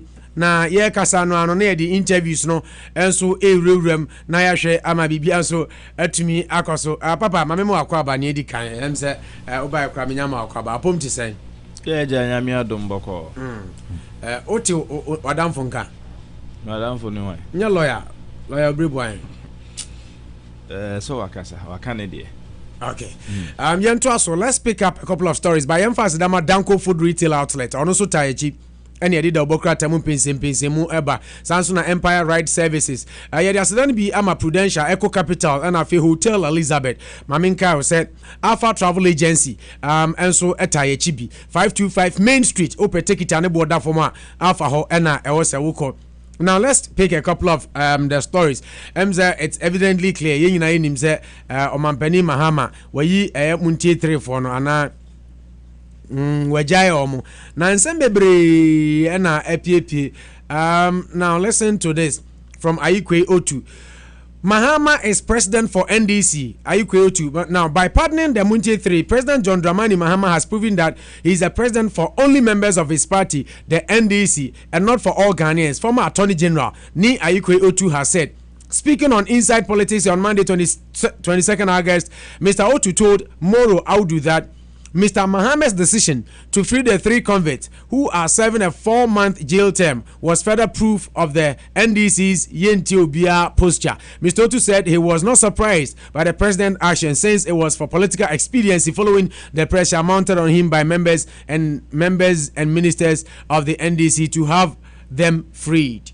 Yo etie for ene baby a ye share kruaka temu pense na se ni Ayikwe Otu ono enkane no ye Attorney General ema NPP Kufuor Bemu na nasema woka nyina ne said samunti for me ensen President John Dramani Mahama eja omu nyina akere say president wa be president ma NDC fonko an nye Ghana fo nyina anti wa wonto aba ma NDC ne chese wonka ho bi if you say CDC ya NDC for Yentiobia na ekoba ne say NDC fonko and a force to say president in yomo and a more sign petitions in NDC form penny for ministers and near deputy ministers near dear Edio Musashi say and yomono sa and aqua president what do you say on this and aqua say would your NDC Nina or Ghana party as some and the lalai president mfa ho we NDC ni na sa wo hye ogya mukurane president baby you sa na ni ayiko otu e kire ho. From Class FM Online, Council of State now anchor for miscreants. Osewusu. Now, the Council of State has become an anchor for miscreants and those who abuse their powers under the Constitution, given the advice he gave President John Dramani Mahama to grant permission to the 3 Munti FM contemners, Salif Umase, Mugabe, Alistair Nelson, and Gordon Akogan, who were jailed for scandalizing the Supreme Court and bringing its name into disrepute. Joseph Osewusu, ranking member of the Committee on Legal, Constitutional and Parliamentary Affairs and member of Parliament for Bekwai, has said. You a tier for a member of Parliament for Bekwai or no? Eka say no so osaye penny pa ban Ghana amrase bedwom ho no constitution for omo hwe constitution ho ne ho legal affairs no oye penny pa e wo mo ho no na wo kire mu a asisi this year a Council of State for etuma president afutu bi say ma president disu na che say a Council of State for nsisi o madwuma nkasa na ma start kra etoto na se omo nheda emfo madwuma no serious because o kiremu anwuma empanifu a na mo na sese mutu president for na bibi say pa ba aye asemi munyina Ghana fo nyina ni asemi si DCT na msumotumi to president for say dia na che say madwuma na nkasa na akwa to say Fedi Agrobi and Moto on Mamudi because any bribia enim. Ono so Nidia no chess will be a candidate. From this story, it's coming from Mahama has attacked the Supreme Court. Lawyer Egbert Fabian has said so. This is from Class FM Online. Private legal practitioner Egbert Fabian Jr. has described the release of the Munti FM convict Salif Umase, blah blah blah, who were jailed for scandalizing the Supreme Court and bringing its name into disrepute as an attack on the Apex Court. A statement signed and released on Monday, 22nd August by Communications Minister Dr. Edward Omanibuama said, the President of the Republic of Ghana, His Excellency John Dramani Mahama, has in consultation with the Council of State and in exercise of his constitutional powers under Article 72 of the Constitution, remitted the remainder of the prison sentence imposed on 3 persons, Salif Umase alias Mugabe, Alistair Nelson, and Akogan, who were sentenced to 4 months imprisonment and a fine of 10,000 each for contempt of court. The remission is effective 26 August 2016. And then 23rd. So, Makasa in 3 days, right? Okay, so effective. Not just somebody will submit our court. Now, but in a Facebook post moments after the announcement, Mr. Fabian Jr. said President Mahama has attacked the judiciary in a most unacceptable manner with the remission of the sentence of the Munti 3. Yo, a tear for see the Missy Dean Kakan, or be a church and Adrian, or be a candidate, and I see an idea. Yaka Cron, Yaka could do lawyer Egbert Fabian, so no, nothing you say, this year the Air President John Dramani Mahama, what you two near giant, and no, there's the Supreme Court of also. And what papa judiciary for so and what papa money to say I say hey one mukasa mu to me one mudi mo de mo de mo ye mo de men kahwe o na mu wi a men so me to me say betumi aye bibia fa ho na so me executive powers are metumi de aye NCCC no president o kire mu a president sisi a de wa twe agyan ne asekan pa and odisi judiciary for no so say mu de mo nye na me so me kire mu say yes to me wo ho no me so me kire mu say we ntin de attack no kwa we Ghana mosquito kwa bi ne advert bo say ntum no bo say attack and this year the President Mahama Oba say attack na if the judicial for the Johnny anti near Egbert Fabian so canon. Mahama will regret freeing Munche 3 from NPP. Director of Communications of the opposition NPP is predicting a political Armageddon for President Mahama for freeing Munche 3, who were 7 4-month jail term for scandalizing the Supreme Court. Now, the president, in a statement signed by Communications Minister Dr. Edward Omanibuama, granted a remission of sentence to the 3 on compassionate grounds. Now, but speaking on Asempa FM's Kosi Isen program Monday, Nana Komia expressed shock at the decision taken by the president. Quote, President Mahama will regret this action. He has set a bad precedent by releasing the Munche 3. He stressed the NPP Director of Communications could not fathom why the president would grant pardon to people sympathetic to the NDC after they subjected the judiciary to public ridicule. Yo for ya church adwene kɔ no yakɔ du na komia so ono so kra de wo so won tiase kra wo dwen ho won tiase ontumi nwene ho say President Mahama betumi agyae sankofo no sisa de na President Mahama ya no de ahoma ene aso no kon ene ono ankasa nso aso mu a wɔtwe na obehunu na wie na ɔkyerɛ mu a se de si ye ya President Mahama atumi agyae enkofo miensa ne de eyade bi a ebebɔ ono ankasa ne tusu pa na say politically no wa hange no ho ene wonam honum enti no kyese dead goat no na kyese ewo mu pa enti nana komia de no no se ene de wonte ase na eyade bi a Okay, this is coming from the camp of lawyer Maurice Ampao. Mahama is indeed a dead goat. Now, private legal practitioner says President John Dramani Mahama has given meaning to his dead goat syndrome. Maurice Ampao noted that the decision to grant remission of sentence to the 3 people serving a 4-month jail term for threatening to kill judges is an endorsement of impunity. President Mahama granted pardon to the Muntie 3 following a recommendation by Council of State. A radio host with Accra-based Muntie FM, Salif Umar, said 2 panelists, Alistair Nelson and Godwin Akugan, were found guilty for scandalizing the court and sentenced to 4 months in prison. But a month after being in jail, the 3 can now heave a sigh of freedom following the remission of their sentence. However, Maurice Ampao said President Mahama's action proves that he is a president for the National Democratic Congress. I am ashamed and disappointed in President Mahama. How can you free people who are threatened to kill judges? He quizzed. The outspoken lawyer said the president does not owe Ghana. He is just a trustee, therefore cannot take personal decision to free his cronies. We now know that if you don't belong to NDC, you will rot in jail. Mahama is now a president for only the NDC. Yo, I tell for near say Maurice Ampao, no so your lawyer ni ono account so didn't the abeto so no de ochiremu say dead good na President Mahama was wo ye no sa papa na nia waye ene chese ayampa papa man fa we into as Maurice Ampao there no or say 3 versions or say Council of State most useless institution. So you add that, and then again he says he has started his hunger strike. You remember he said he was going to go 10 days without taking anything if the president released the 3. He spoke on Peace FM this morning. He says he's already started. And then again he says he's not going to practice his profession as a lawyer for 1 year. Send your come because lawyer needs 1 year for a year. So or other businesses a bit my other business in the way will be our lawyer no come the Bukunu and the Mahama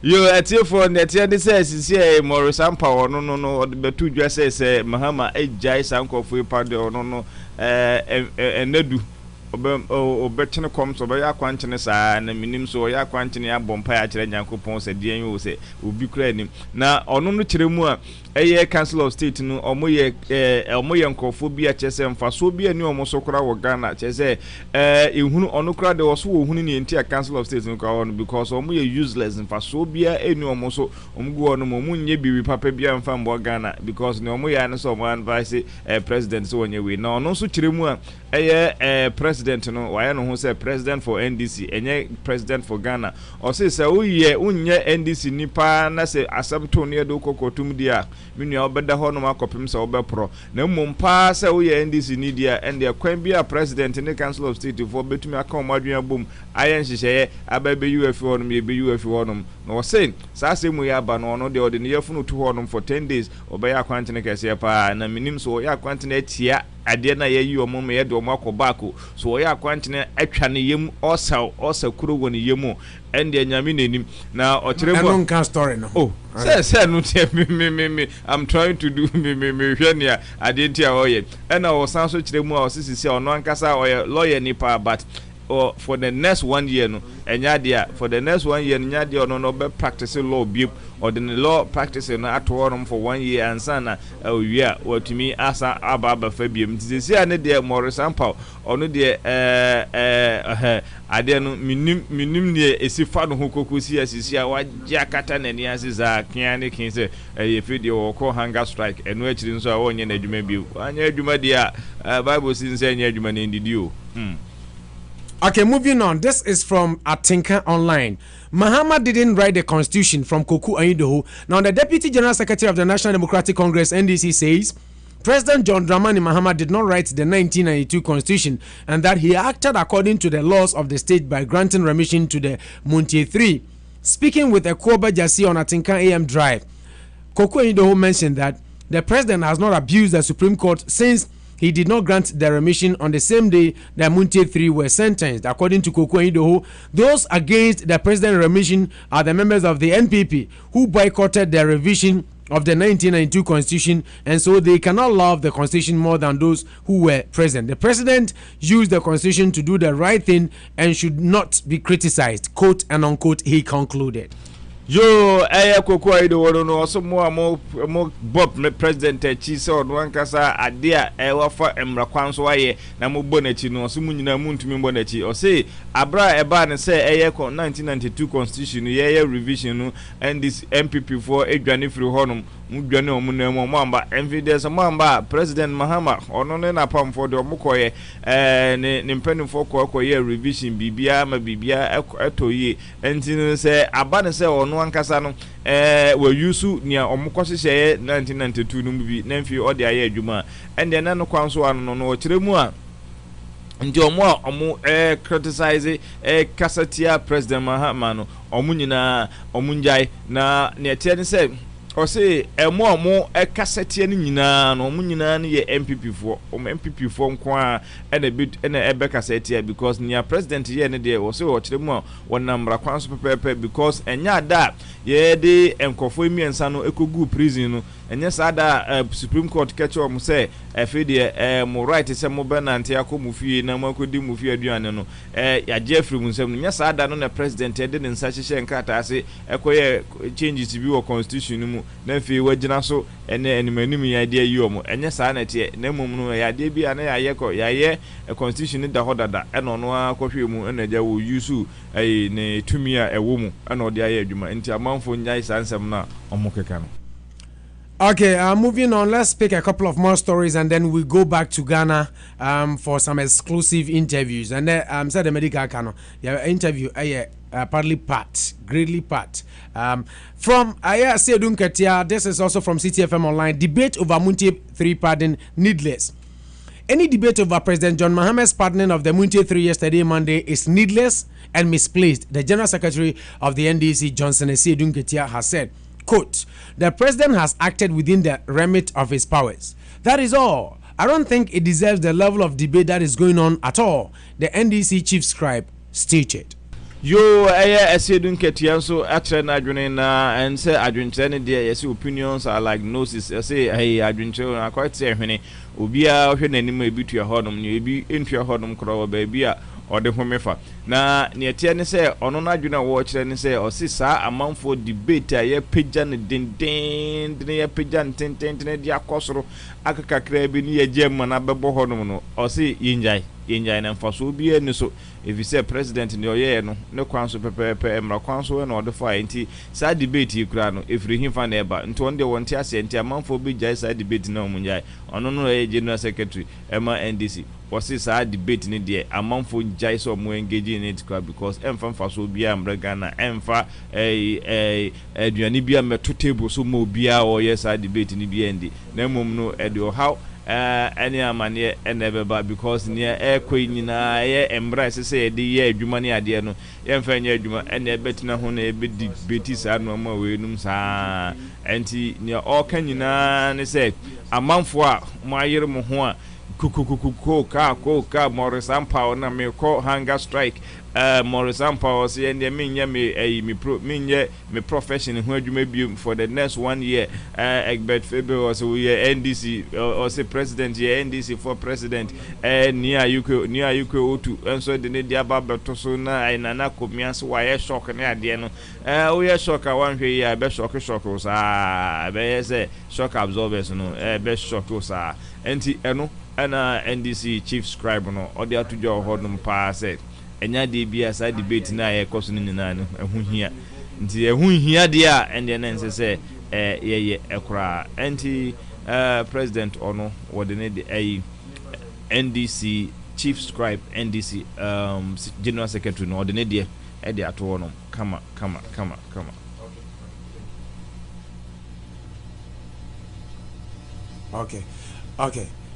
Okay, the next story is coming from Ultimate FM.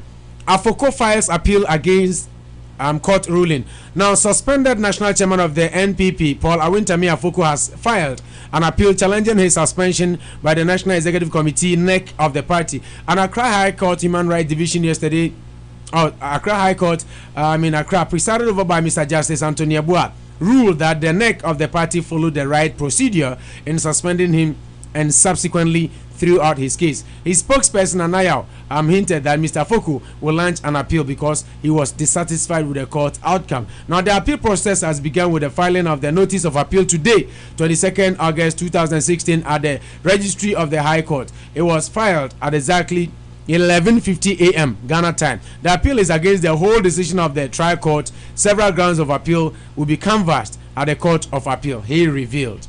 Yo ate for Paul Awintami Afoko or say no obekwa kwakosi awie na sisi ade de o say ni suspension no ono de wo da sujina na nem say empanifo amfa kwampa so na omudi ni fi wonum to opese empanifo ensamfa no resi wonum bi asemi akọ High Court Justice Anthony Abua atina so aka say opani Afoko ne nsema obeka no court nyina eni nyina so bia enti no empanifo no efa kwampa so na omde pam no efiri hodum but still sisi ameno ka say oso wonte ne ho ase nia Justice Anthony Anthony Yeboah edit to dwa no on peneso entino wonte ase de ne ode ko appeal court masisi ya wako file rate ewo appeal court ene 22nd August no file appeal court no ntisisi ya ne de eno so akase e be hemre na yafre na ene proceedings no so start ewo ho. Okay, yam fancy ya brani tie na ye pese ye interviews kakra na enya extensive time so discussions na my callers no so ebre na mom na nado danko Akufo-Addo say we will partner you to build Ghana. Presby moderator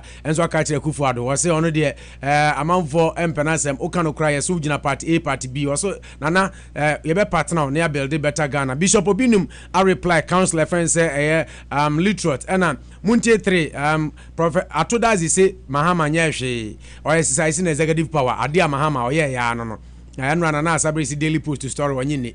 I've done an Asabri Daily Post for Edipa. Now, Alesta family no na what asmo maka. Was him muntie 3 saga na buy no. Advert mom, amom family na popular. We are super.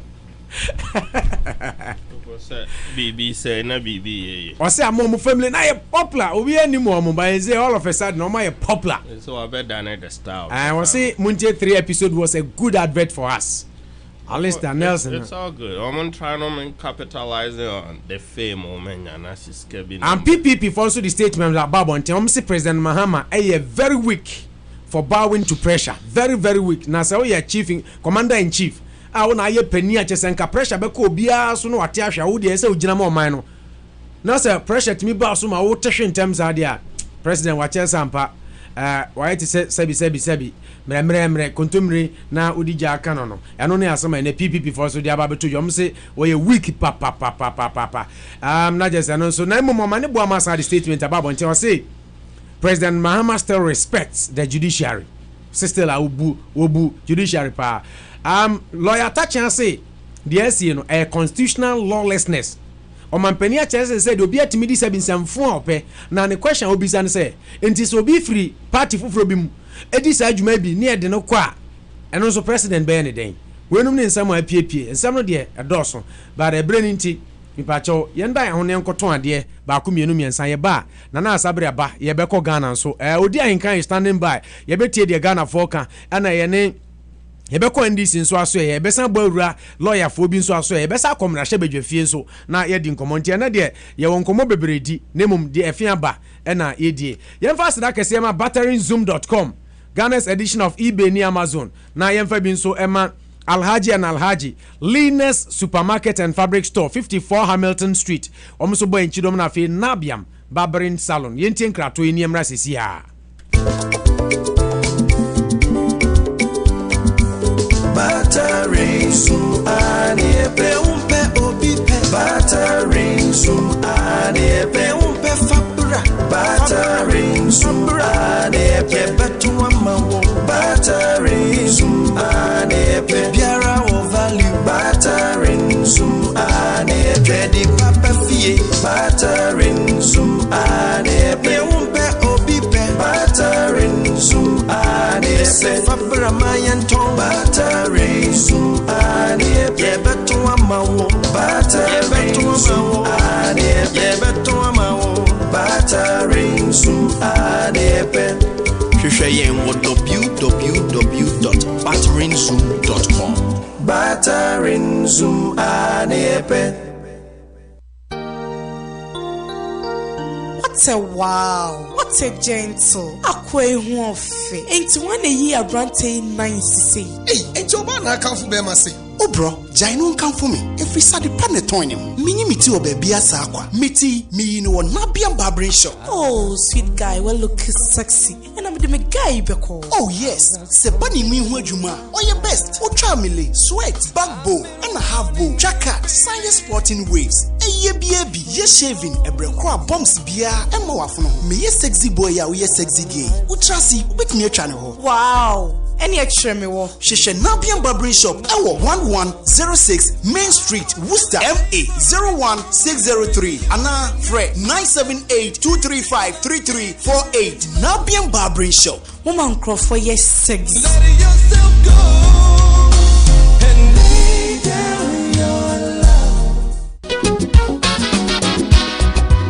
Ajama nedie me ho akire me etu fufuo na mepe manya bia ni amabuada eno na ato na bosa na fufuo de ase eton kwa me hefa na meja bia to me fie aduane nyina asa wani ju fufuo de ma men kanfo bia ba ko pemfa ma Linus Supermarket and Fabrics na ho na wo kwa ni nyina 10% na dem ubetimi aso fufuo nyina de abegufia anya no nko a wo so wo pe fufuo de na gise ne nkwan na eko enam bia pa kontwere ama ne na wo pe salmon and adwene enam bia wo pe bia no wo de wani ekire eye Linus Supermarket and Fabrics a mbetimi anya bi di ama ampa we kire se efie ni fie ampa Linus Supermarket obo onwode enen wo pe Fabrics ahodo ni nyina obenya bi ho ma ifura bebeko won ene ba be siesie me kwa me hefa na adwagoro mo 54 Hamilton Street Worcester Hayana be hu Linus Supermarket and Fabrics na de ni jikran se yenuanom ma efa eye mu koma ade ho efa eye mu dumadie bia nko ahodo nyina no do ni che Linus Supermarket and Fabrics on betimi aboa oye papa na de ni ji wo mu kra ne se ni nyina no 10% esa da so de ni ka biompo ni se delivery so sa tato kwa me enedie me ka kire me nuanom etie nyina se wotuko amoni antoto se fie ha de wafifia Colina nampa obo se fie ni fie Linus Supermarket and Fabrics o fabo ba ko na de kunu ma mienu wodi wudwa no na wo pantuma ahodo nyina bi wo penku ahodo nyina bi Linus Supermarket and Fabrics 54 Hamilton Street Lina ampa o sumye sompa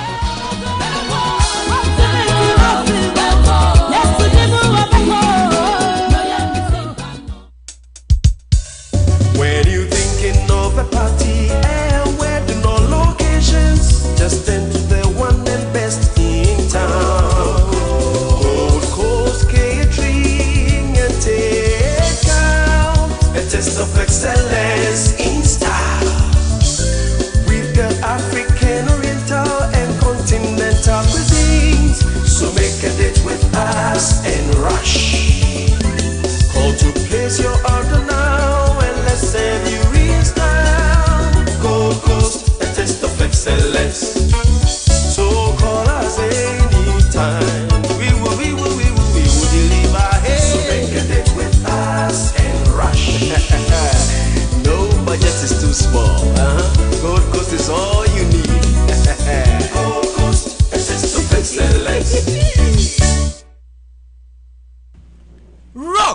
102.3 FM.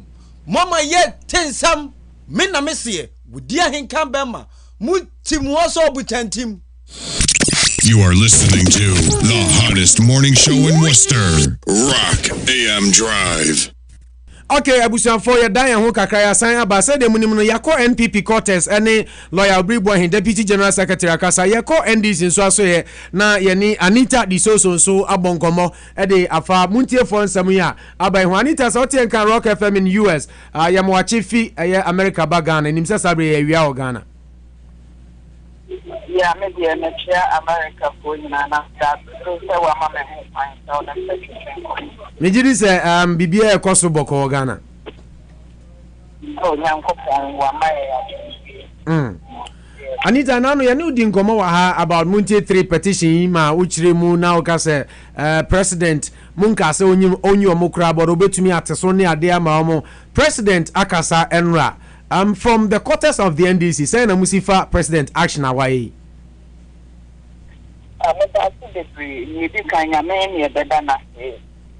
So your council of state president we are higher this name of so you could so your manner and but the ocean so your constitution also it is a ocean at the 71 it's in our own kind for revision and not the other council with judgment and other saying and after pass. And I will know share. I may have not like a so many opportunities. Not so I find almost 10,000 100 me. And I want more managers and like money almost almost 300 million each. And I'm proposed the petition for Emma Council of State and so I share no two president. And no, and a statement about one thing. Now, President, we answer no. I thought you and I knew your cutting. Now, this is our radio station, will be the cutting now. I was so just optional drinking. So, that's a one, yeah, I just all radio station where they went to do and the that's quite a time and say, and rather one, and your president for a woman. Will you so Rano? Now, my dear training or your decision. Okupazi driver ya into a train of president for you know. And I work as MPP, almost former MP Oko. But also now over well position. Wama Yaswan, almost in a cocoa. And the MPP for Copa, your president John Mahama. So, there is the Amanakai. Now, yeah, and on one. The worship of South Africa for MPP will be training. No, I will need a possible. On also rolling time, operating jail, President of Mobile or not our party. Then you can say, and your policy says, but your constitution and what they did. More MPP for more can say, the president you there. I'm on my way to a who in and 2 months and not it did a talk. And not be a night for a friend. Yeah, just to him, can I Japan near more Kika now? One more than a call high court, almost almost I got you between. Yes, I did, and you my time. By your piece, I am man up on them to make that go up.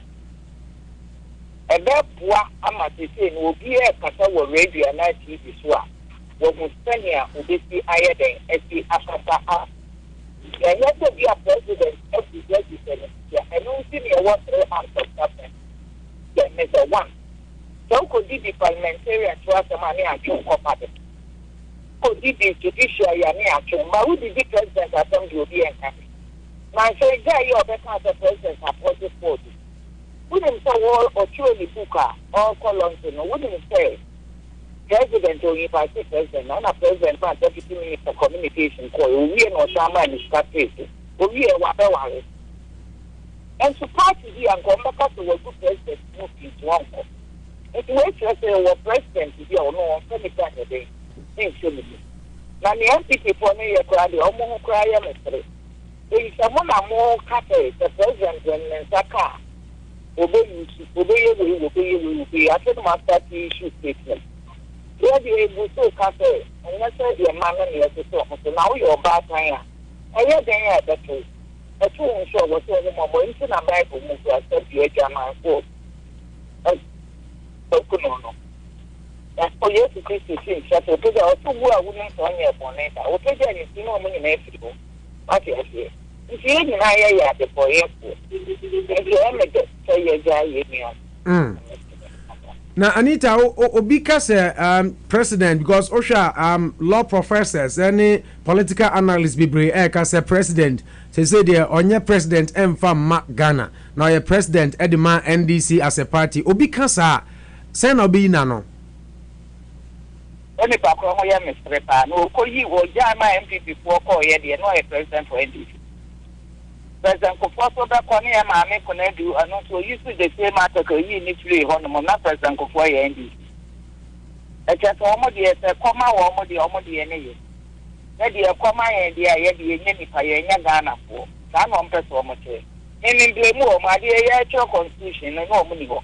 Enti omo nim agenkro nti a ye de sa after 72 no eye de e ba ye e pa so wa de ase. Nti no na omo paso omo kano omo de omo nka no betumi akadia na yenso yenhweso ni enye yaso mo de betumi aye de ye betumi aye awo de 2 MPP ni dia na makoka 2 Sir John NDC for ye ni anye ye di arewo bebre what you say e di arewo bebre ni ma bebre e koso at the end of the day so nfies kano NDC pompo na sorry no mo de discount na feel ko we dey e tuwe mi ka ko tuye bi because you didn't say that you have to. Now, I didn't have to money.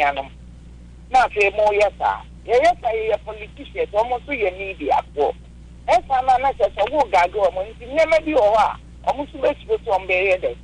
One more better. Meanwhile, and yes, I don't carry a crown. I serious say we. One man can say, almost can say, I'm the warrior, my meeting you. One man can say, but the dear no one can say rape. And some corpona rape. Oh, and Sana, and Yana, you are Ghana for. And when she now will more software will please if I went to another background, I said, yeah. Emma, men are not here, Papa, Mamma, yes, I did. Almost your trouble. Almost your nipper, almost a woman. Almost to let me up for years. What you appear. This year, President, we talk over 800 and something. And no, Uja will please. What you say? And you know, some people before the casa, some campaign. Now, Osha Anita, na NDC for Bebre, Casa, president, I invoke the prerogative of Mercia. Ebimuso Montoaba, Ebimusi say, Ujiri say no Kahubi, and amount of pressure President Tuzman and ye de Wayana. And you're no credit, and you're Nuntia because the washer, I didn't send a couple to me. I pay now the neighbor, in the battle. Yeah. And I thank Dana to be, you know. As a president, you say, what say your money, what your show or muscle. I'm on 300 million. So I can't deal to 5,000. One more 300 million each. We and what's our more to me, and a president, so young show muscle, and more much mobile summit. That's all I say. Yeah. And more much tears it out. And to make sure say, yeah, I could do baby now, boom degree. No, yeah, I could do baby. I thought, okay, no come here, but Miss Miami Apple. That's what I say. Everyone, the phone near more yearning room now. Who shame people need to live up on only need to be. Now catch and say, or you on your bema, or you pull the power one can you connect upon your say, yeah, and I say, or the menka. What do you party and sister? No more kind of my idea, you put so powerful. And almost so powerful. That's what I say. Yeah. Na kaneta po si nkwa nwa po ne nkrapo sanwa po ne nkrapo sori wo kromo a ekuro ye benya ya sunji benya ya sunji anya de benya ya sunji ase ase ade na nya bayi ya pa ho president as a father wa twaso nti na mde nkrofo ye example NPP ni ko tumi hu no mobo obi akotro as president nya wa kwaje bribe wa kwaje we wo hu no mobo wa bayi price no wa sa ko minister. And the Sanyama winning, and to wait to get a president, our war, Apadaye. On your president, on the debut, or media revenge, and I'm here, and I'm a pig. Oh, okay. Now, Anita, Anjebe Jabad, Unyini say, be a win subema judiciary, no say, oh, President Krasi say, Wajia powers, or Buyanimtia, ya Juma no Aquateso, ya Juma no Akuyomo. Is that not in any way going to undermine the judiciary and the relationship, for that matter, between the president and the judiciary? Baby, I don't think they undermine this relationship, no, because an engineer check and balance. Okay. Emrana yeshem na ye parliament na president assign or sign na better than that. You be person that figure I don't shop for court. Yeah. I got a court of state and now for the Banama sign their cop back. And that's how you know training in a year you might get book. Yeah. And I mean yes, still proposing Chief Justice and our next president grand party. Yeah, our assemblies of God, yeah. But a good relationship. I have to say, Bani Ukromukwa, a funny bit Jinafa, Mani bit Jinafa. A children over cut to Abu now Monica. Which is a member of Nana Eden. Was that now I go but at the year is a Bema media, or more Catombishi, a Bema young politicians, not so Casa, a day, you be because I mean, Mama, the MP, they didn't crop water. And so be no bit me I invite him to Nesso Mayina. But we could do the empty as parliament to you are. We could do the lawyer, the other, after judges. Then she said, now she will be the president, I'm over. Will be to see. And so I will be in Casao. Even Obama, US, Grana, not the Republicans and Nesso. That will be releases and that's a bad chap. But a Republican from our vote to India. Yeah. At the end of the day, Obama used to the powers, Nebuana. Well, you the powers. Yeah. This is no better from the American Guatemala. And I say, he said this now, I didn't go for no power master man. There be and yes, sir, it drew baby. I was so with temper justice with mercy because Yankopa Edo, you are the boy for seeing the boy for. But ye winning, and ye be 2 years ago winning Africa. More beyond Sanko, yes, I did. Wow, best Akoyeno, and ya dear president, so at the same house, Akoya. Yeah. Okay. A dear for Safena do feeding out to Anita Di Soso and Ebon Komo Efa. Muntie 3 and President Mahama.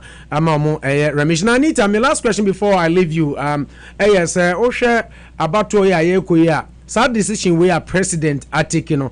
Is it going to be in favor or to the disadvantage of the NDC? Oh, Yankopon, anything you, the Sunday president, for Silly Panda to Ababa, I mean, this thing. It's been saying my pana, because when you're president, Nahojo, when you're president, you go about a PM, Kono, going to make call. When you're president, Cuba, the US, what problem? What a UN assembly, 2 good times. I could come out from a relationship about that and go in. When you're president, the whole Africa, you. Students Union, I didn't need to have last week. A fight. I say, your president, Russia, Africa, Hanma. And they say, well, right. Engineer, my public day, our Ghana. But we are going to do one need so. Air Cosso, our Ghana. But yeah, any baby, any baby. In China, they are there. You know, because they are first offenders. Our year in the country. I answer, yeah. I raised the answer at the now, yet to me, I could see it 7 December. Yeah, you say about when you say the baby be Batabata. Ama a chrono, Apoy, I mean, you be in your baby pension. In China, they are very affecting a cry. I said, I'm a Bemia yet, Martinia, discipline. I was a safe papano. The Koyaponi be no more dear qua. And now, dear will be you. But she has so answer our my wire there. Actually, and that very day, I will China. And a demand for Lana, but they were more much more than put them in it. Almost a dear cow woman. I say, a dear cow woman in Kenya, the umbreas are mistaken. My young so young, yes, I need Anita Yadasi no Brew Rock FM so US and Ano pay Yenim say via Ghana. Thanks for your time. You are welcome. Bye. Right. Okay. Anita Disoso, vice chairman Edema NDC and I any din komo ubeka ya dika ne lawyer Obribu Ahin deputy general secretary NPP so edin komo ye best akwa homa no so enche banana sabre abedu anana akwa ba yeah yopo ene oni still a oni nyanye yi opo nkakra ba ma mike ne nkofo me na okasa ya tini yi kakra na said oni asha say ye de nenso wo kasaka nje nana bibia boko opo yesu ado and you were doubting Daily Post story no na me catch you say and century you understand it somebody within etumi more story no pleading for anonymity sabe pepe na betobia ye pon program na menya breaking news from Ghana say president activity and our invoke the prerogative of mercy in article 72 of the 1992 constitution. The ball is in your court now. Yeah, po any kind of match here. But my main kind of was president, Mr. President, flag bearer, right? Edward Nasigri Mahama. Sir, or the PNC. PNC, yeah. Or say, or ye highly disappointed in President Mahama.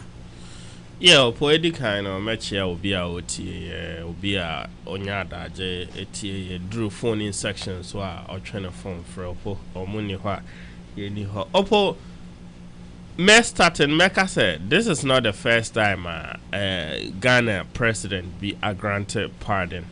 So unko for interview or more any news I will read here no pomaki can be bre chachuti kata president Kofo Ejano or here Nkrofo bebre Captain Koda and even just recently Boko Central MP on Okrana unse no kuta dual citizenship and or they be pray MP, which was against the law. But after the conviction of President Mahama, pardon, and quite surprisingly, no, not or your NPP ni, so and a president no pardon. And to oppose President Mahama cry for non kwana memuna. This is not the first time or invoke Article 72. Why and I'm not sure said this will be his last one, depending on say how long he will be the president of Ghana. And to me, and yet idea against the law. You can establish a sadi and say opo onya because unsa na law you Obribu Ahin try this some ibia bem say we read the constitution na a cases I mean ya prosecute meaning unsa lawyer for niana but opo read the article 72 na and shada and cast a very clear or say the president may, acting in consultation with the Council of State, grant to a person convicted of an offense a pardon, either free or subject to lawful conditions. Enti, we mean shada who technicalities be a woman, me name lawyer Obribu Ahin so. No, I say lawyer be the court. Enti na make us opo lawyer be the court or say lawyer be in fan court. I think at the end you're very clear. One can say boni be. And I say Bonnie say or say offense and offense say contempt and say offense. So until I think say maybe I think say the president has the power to pardon these guys. And unfortunately for me dispute to the power he has. Unfortunately for me, the president has used it because now me are very much against him using it. And I'll me whole story and I was shocked and disappointed because on certain be me any part me rule of law. So mpese emra ye adwuma wo men because how to your man mu na emra enye adwuma opo enkoye ohwe America emra ohwe Britain emra enkura emra eye adwuma wo bia no po ya na oman no edie ena emra be ye adwuma emra be koso opo police for any judiciary no tank nkofo mienu we na opo ya na most no emra no ehye omunsem police for udi boni ani abecho and judiciary omna di amount for tum any ade so no enti opo na case when there aman abe take yin say enipa no say eson say contempt of court say ana say ye de obi atum say wakoye armed robbery ana wakoku obi eno no wo ho no.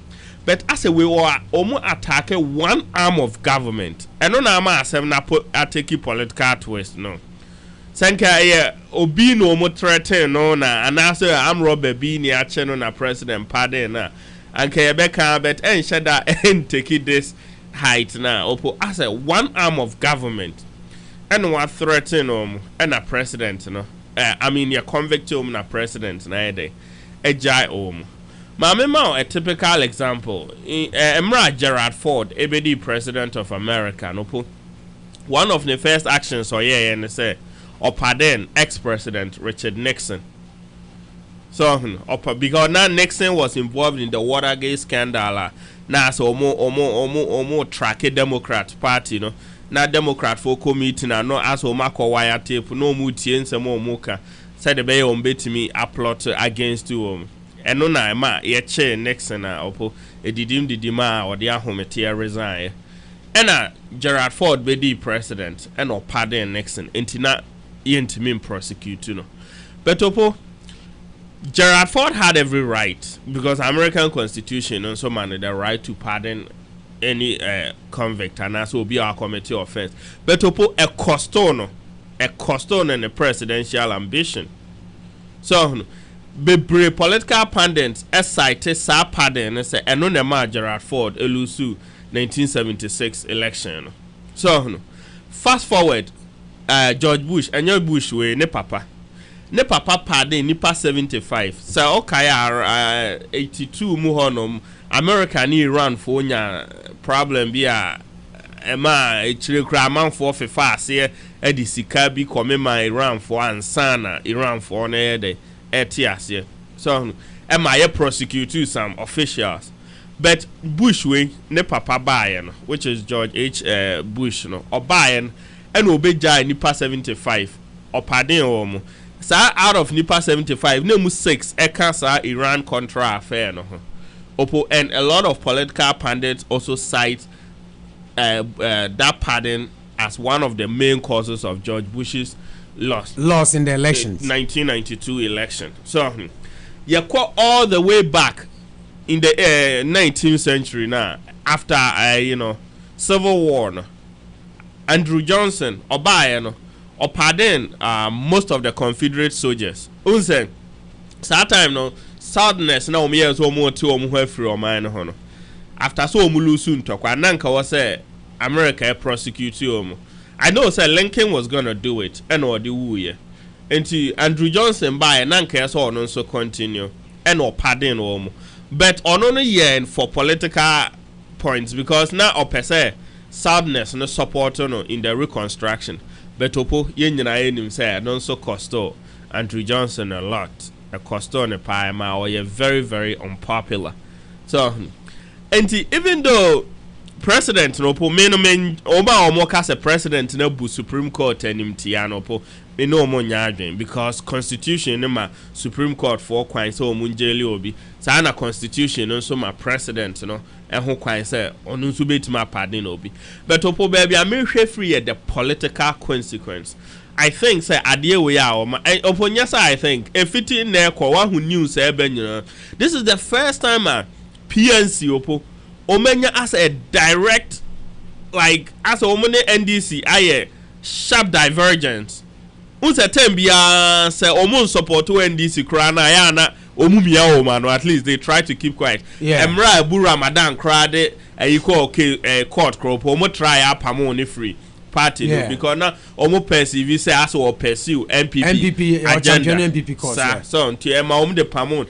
But for the first time in about 8 years, and I mean I say 16 years because the last time I PNC in MPP, I shared that I agree 2000 election.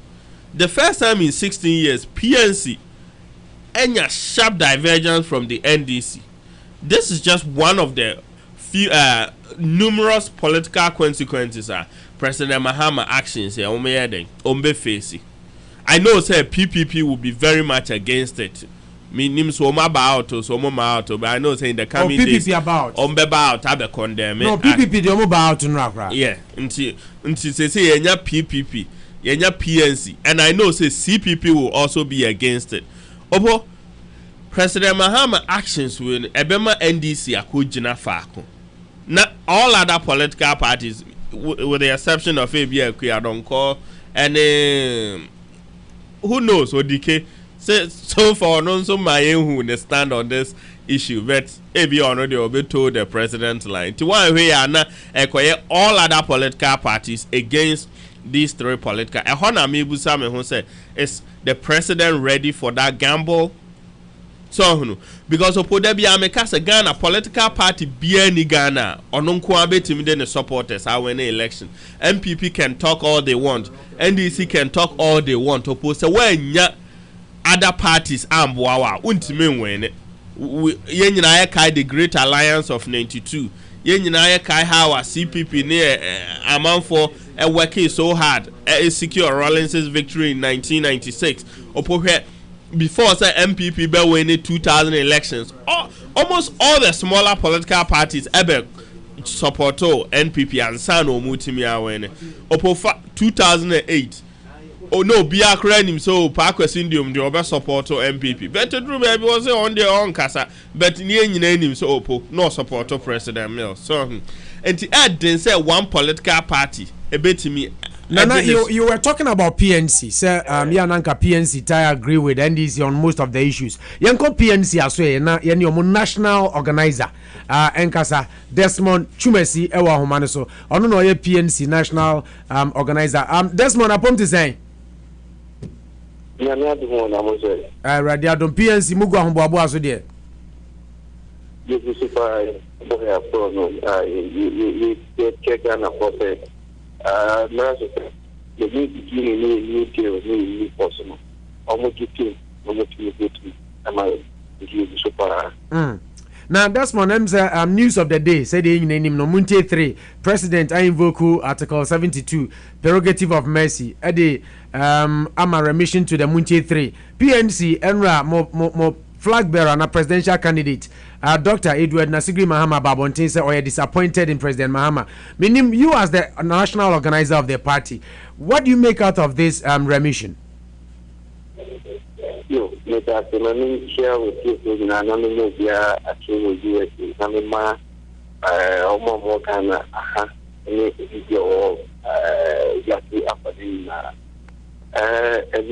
The presidential candidate, Dr. Edward Mahama. In fact, the president here I disappointed in Accra because the ocean said the man some make off pressure continue so any in fact on longer than lawyer before two or yes that the man president I gave it to you Accra if you know the presidential candidate Udika Okasa, but Kaka makes me also, Kaka makes me ama a case what they say. As much as they are your president, only 2 in nations as far as we are concerned in Ghana, and it's all over Fana. Now, the Union Yadesha, I think we know a party, and me, final, and a man on your Islamic. In America, the Ubesha is the Soma Nekosu Nam, Oma Homotivate is okay, not Omokata in the interest of the party. Hello? Yeah, who are super? That's my Ethiopia. Yes, not in Usha, no Mokata in the interest of the party. However, at the time for Kama, or Parliament, or Motuman and the NDC. Obey vice president and the NDC. And so obey a president or the 3 months accompanying explanation, not any NDC. And you know, I think this is at Pana, as I said, if I go to make classes, not or thinking outside the box. And if you are thinking outside the box, no, we say no. The man from the name for man. Maybe see why confidence in the people who brought me to power. And he said, I come in idea, the main president now, I'm out for a year, but it's under here. Me think I may your mama. Because I have 2 things. So when you are more, can afford the casa. When you are more, can afford the casa. And he said, 2 minutes, after 2 minutes, between at your boy, on call for, not asumdwe aba ɛfɛ sɛ ɛno ano na Desmond obi bebisa sɛ sɛ wobɛyɛ president a sɛ yɛ NDC for na tuma wo sɛ PNC for na support wo sɛ NPP for na tuma wo, do you become president for your party or president for the nation?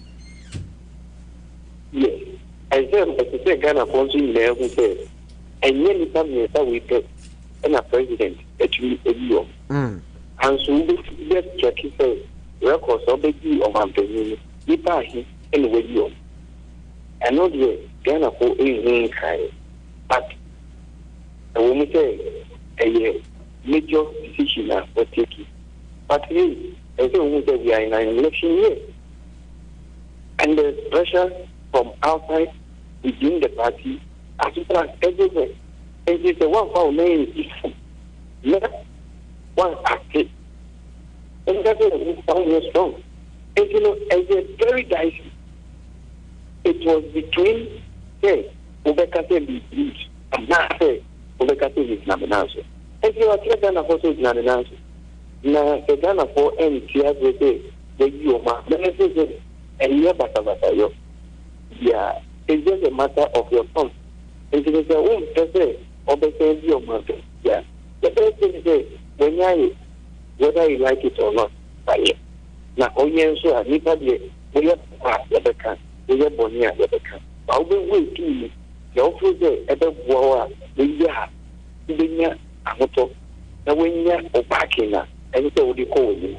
And the news is so the name is from the all are the year, number, one in your campaign. On any people will say they are disappointed. But at the end of the day, you have to take risk. You by all means step on people's toes. Well, if you are a leader. But it doesn't mean that it's your nice one. Don't mean to be your overcoat. Ghana for the thing is say a many mile woman and you two things. Either say we will continue to vote for, and I say we will take him out. And even I end the year can say if you want to take him out and bring any other alternative party, any na so bi be vote ma Edward Nasigri Mahama ni PNC a unyini sa asem a wo kan abato abu pan ni nchichemu kire se Edward Nasigri Mahama ni PNC nkwamu ntumi win election say hello that's what I'm saying. Yeah, me tonga the American say oka say alternative here PNC na oka say president ne nkrofo ne pushi ne ko NTS o tie ne nkrofo yi some ye floating voter now so pepper we free mo na oka say o free say bechi marginal mama to Obama because minim say once you are supporting this cause unso ko ho asa na be and you say you are supporting this cause but nobody will need now to assist for na unsheped here and some new call guy me say na punishment it was too harsh because my finding component more here. You know, coming there, content credit, at least many lawyer. But once I was charging a with you, all the officer of punishing our money 2 weeks a year, and I say they are 3 weeks a year. Not 4 months. At the end of the day, it's too harsh. Then can say a year, so we could of the cast answer me. And it is not condemned. But why not pass with the punishing? Okay. And in your opinion, you feel that the president did the right thing because the punishment was too harsh? I'm saying Lucy Desmond on the line. Oh, anyway, Desmond, Chumesi, or yeah, PNC, national organizer. On a near Kasa, I call NPP camp, I call NDC camp, Yabora P. And since you come near Dr. Kufia someone so interview, but unfortunately, in the phone, my friend.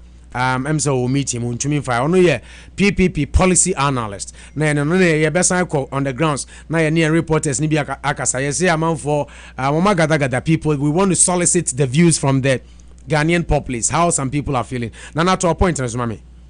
Yeah, for mama fa kakra the interview your friend said Desmond Chumesi, yeah, PNC national organizer. Consulted the party as or granting interview. But on the flag bearer individual differences. You can disagree with your flag bearer. And person really say or disagree with a flag bearer. Opo now we'll campaigning for him. I don't see how that works. Like any part will campaigning for him. That's why I'm disappointed. And you don't see anything wrong with it. And to me, who have our beton ama Ghana for and to Abaman and FO endorse the away and the why do you campaign for change? If what President Mahama did, it's good. Why do you campaign for change? And he might as well tell Ghanaians to vote for President Mahama because that's how I agree with it. Come back to your point, yeah. Yeah, but they said the medical and I think say a risk said the Desmond kind a risk and a president not take it but obviously my personal opinion I feel like a bit affecting the chances a lot because said and I may try some may explain no Ghana political party be any hope it may majority on their own so party be here the support of the smaller parties so and as I say this case actually some parties away from the NDC so and now Busan say can the NDC stand the test of time? Are they willing to battle all the opposition parties at a go? Me imagine say president already doom so Amana very unpopular. Yen say doom so ya there Ghana for akuma so Ghana for ano adebi omoka and a case we a special case of pardon.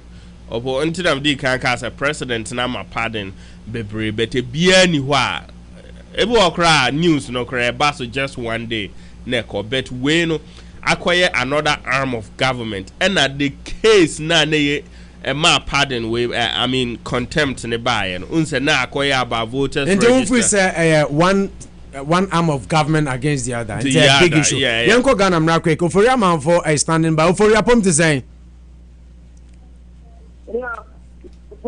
yeah bibi aboko there ma oni so kakra oni no form yeah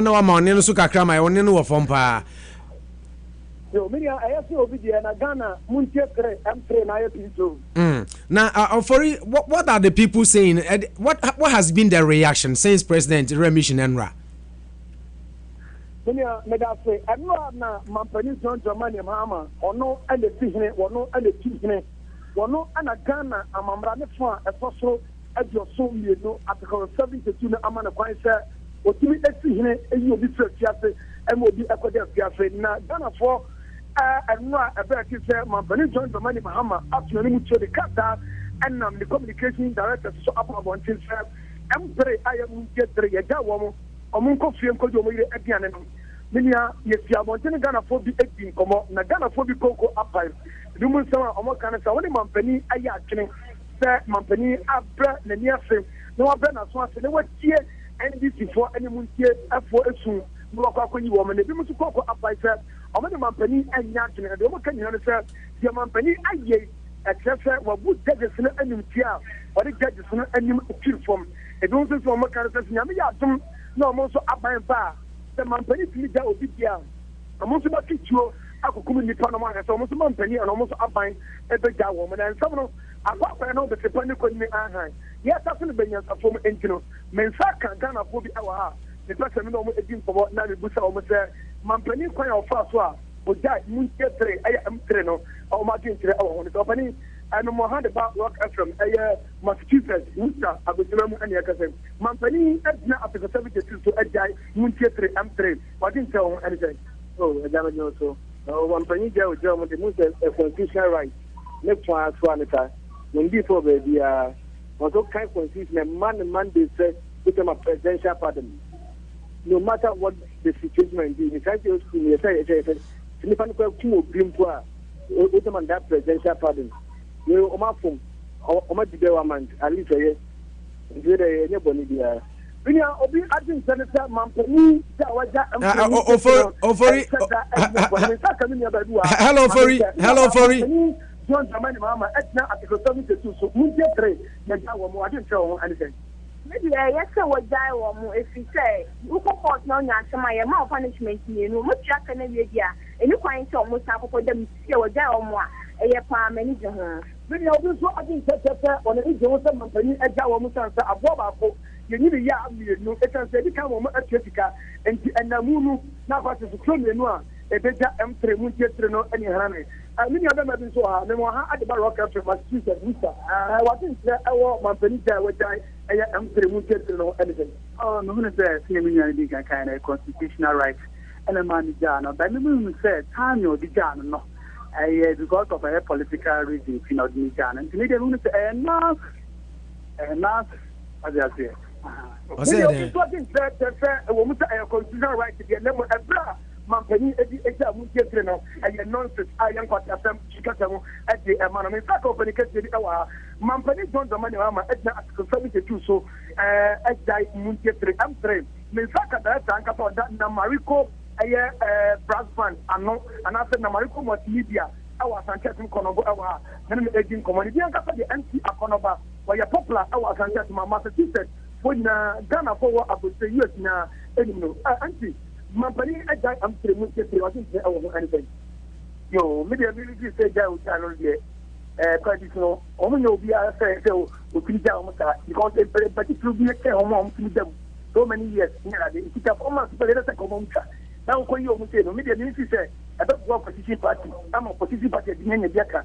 If you need a job party, now I'm putting wire from Sophie, the Cathars only own wire from Sophie, imagine. Then I see a Conoban project, your 2 months peninsula, so when I'm going to Amsterdam, I am from Sophia, nobody have no party, no more to edit phenomenon of 15 from our friend. Or the alcohol you have bought dear Preston Barco, the new alcohol in Kyoto, no big accounts overcome dead.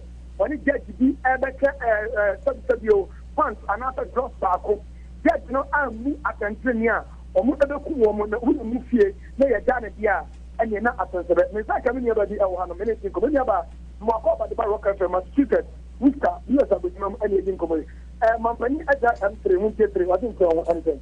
If I should know down and no, if it's a mocha and a woman, the only one. Your bonnet car would say we are a Friday me to Intidano down, no Mampany, a yard is away down. We are gonna be actually almost after a Munchetre. Finally, the Saka branch of our name is in Commatin actually as far a Munchetra Mampany at our Mina, Massachusetts, Worcester, but I'm gonna forward the age Mampany at that Munchetre wasn't anything. Yeah, I think honorable on one, Bakupe movie industry, Ghana movie industry. Mampany Jawa, yes. He said, Nipana crowd, no, among we are born in Oman, or my Jomo Post, much I said, or my opponent, Little Mampany, as in 2 minutes or Eddie Jawa, and your Bonidia, I was a Nipa, a or Mampany. The Jawa, the king said, or Ya Asiadia, or Madame Kakra, or Monk mistakes of my, and you know, Mampany Jawa, did that or Mampany to Jawa. Ghana for the agent try to see about 3 hours until your equity and I do say a year, some company a job and I do say a year, some company a job woman. Your capture Mampany as a job party, you share the idea you me and I'm a man and say Mampany and share not only for entry about Yankan. Now, you should be a better for you, say, and for you. Yeah, this is as a person of Ghana and the Empire Mampany with that M3, Munchetre, Amanabo, and no. Okay, Ofori, Yadase, Monia Juma. Anopaboso on Rock 102.3 FM. Ebeye Kim, Eye Kim. Nana to assume me na build a point na yeah one more corner of VMB phone lines. Yeah, said in American opo a risk and a president na take on say any businessman be akra one take risks but at the end of the day no my prediction is a benya adverse effect on his chances of retaining the presidency because about a lot of Ghanaians feel is as a executive no judiciary no so and who criticize impression yeah na enye de enye na ya kwese Gerald Ford there na unse Gerald Ford there more pardon Richard Nixon say no try so be save with the Republican Party so inti sana man for adwome say as Mahama is trying to save the NDC party and oyesana na you turn NDC against all the major political parties. So just like any decision at all. No. So personally, you think the remission is good, bad, or you stand in between? I think that it's unfortunate. I can't say it's a good or bad, but a very, very unfortunate. It's within his, constitutional right to doing that, but he shouldn't have done it because. I'm sorry, I call quarters be brilliant parliament so when you heard them Russia be your phone so you the phone is answer mra no na hye yenya honorable Kokofu Bantama MP e wa homa so honorable apom ti san. Hello honorable. Hello honorable. Honorable Pachoti Anka.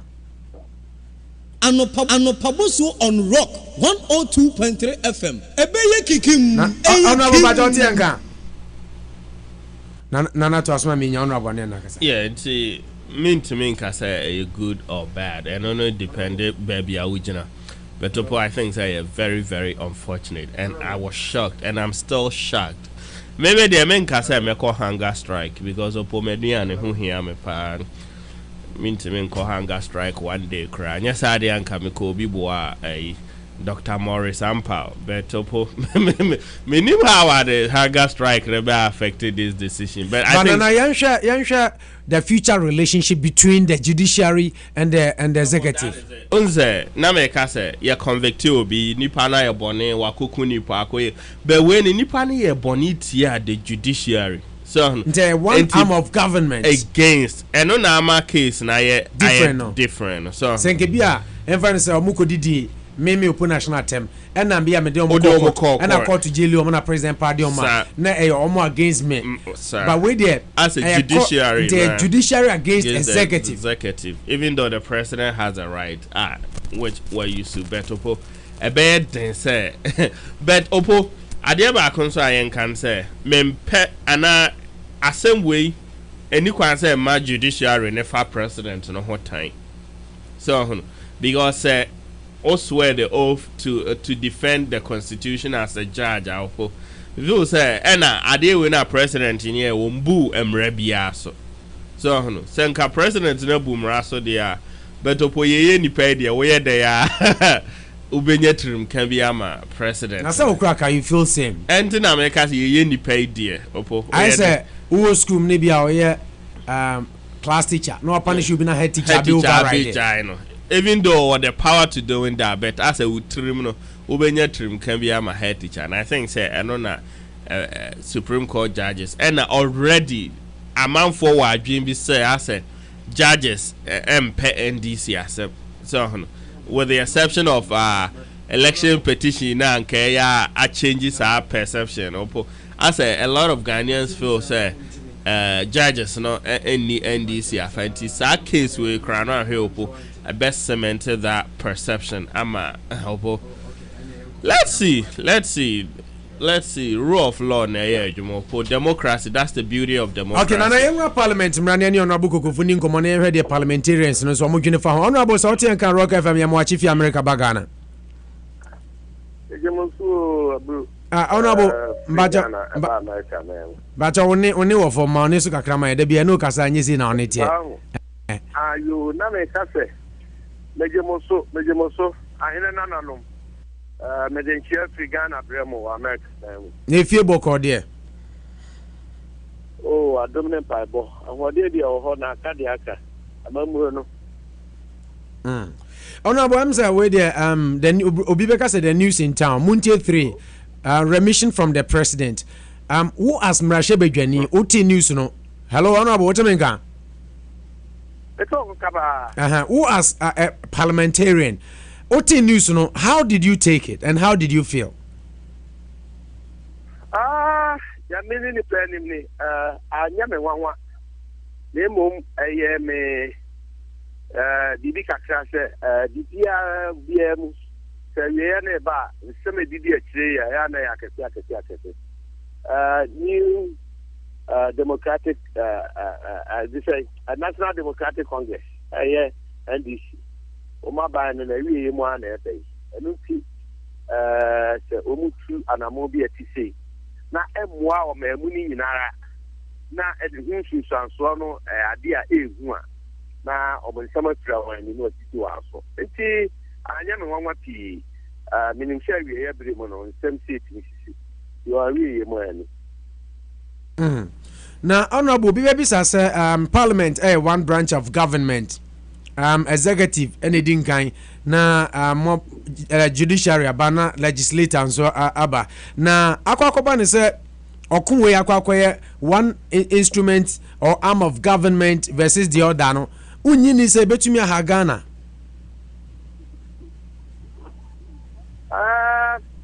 Ghana deɛ Ghana as an entity ɔno deɛ otim yɛ amayɔfo yɛbɛkɔ Ghana ɔbɛtim hɔ daa na mmom nhyehyɛeɛ ne anamotuo institutions nneɛma mpanin de egu akwa mu sɛ bɛboa amayɔ adwuma ne sɛnea pɛpɛɛpɛ yɛ ɔbɛbɔ ɔman mu na ɛbɛha no papaapa mo aburokyi a motie institutions are stronger than individuals sɛ mpo mmara no ma ɔno individual no ho kwan sɛ otu anamo bi na anamotuo no nya adeɛ ɛbɛboa ɔman no institutions ne ɔman no nyina so a omutimi ka sɛ in the interest of the public for national interest ɛno nti yɛyɛ ne sei yɛnyɛ ne sra deɛ na nka binom susuo no nyame ne nipa anim ni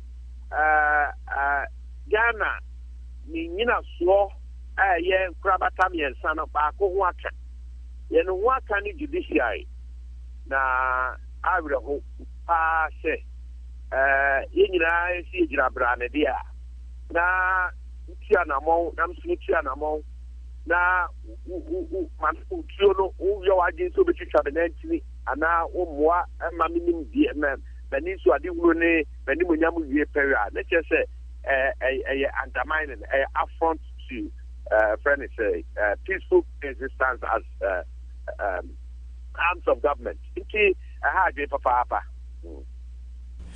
na honorable bi bɛbisa sɛ president acte ya no ofuru sɛ ebi mo ahyɛ ase ɛka sɛ adeɛ no kora na obi challenge wɔ court enyama wie ne lawyer aboahin kasa sisi ano so obi kora de akɔ court nyamu ai and president I exercising the right what do you foresee being the future of the relationship between the judiciary and the executive?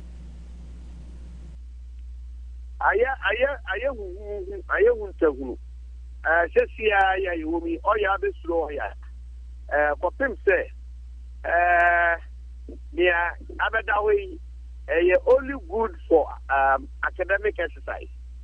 Mranim kwani ne de mra mra dwumai titiri wo wa pe no mu sua ene wo wa kyerɛ mra o manya dwuma foforo bi a wo mu bedie na abebobo bibi constitution kuro ya president jira so article 72 constitution na so kyerɛ sɛ asɛmba na ɛfa ntiaseɛ bi a ɛnni constitution no mu a ɛyɛ supreme court ana ɔno nko a wɔnyina soɔ ne ahoɔden sɛ ɔbɛkyerɛkyerɛ mu akorakora bi atu anammɔ kɔ court sɛde kaa no pɛpɛɛpɛ ɔno koraa deɛ ɔse yɛnsi ɔmampanin ho kwan sɛ ɔbɛtu anammɔ bi a ɛte sɛ deɛ no a watuo na court biara ni hɔ ɔman yi mu ɛbɛkɔ ɛnkɔ circuit court nyɛma yi judge na bɛtena soɔ emu supreme court judges here once ya de yawo wani eti sebase omu kwatena ase ni so na ye bobo mu na ye de ye omu adwimpo mu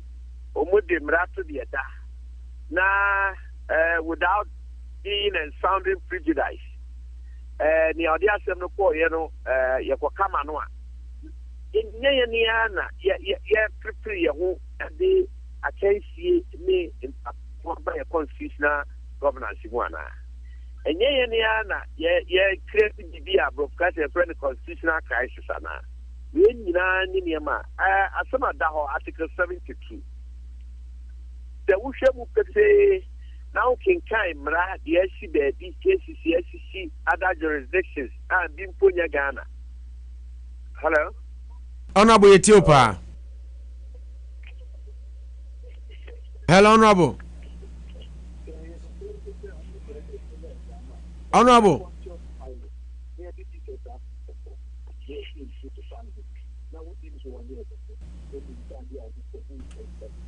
What is that? Hello, Honorable. Anopabosu on rock 102.3 FM. Hello, Honorable Tianga. Ebeye kikim. Anopabosu on rock 102.3 FM. Ebeye kikim. You are listening to the hottest morning show in Worcester.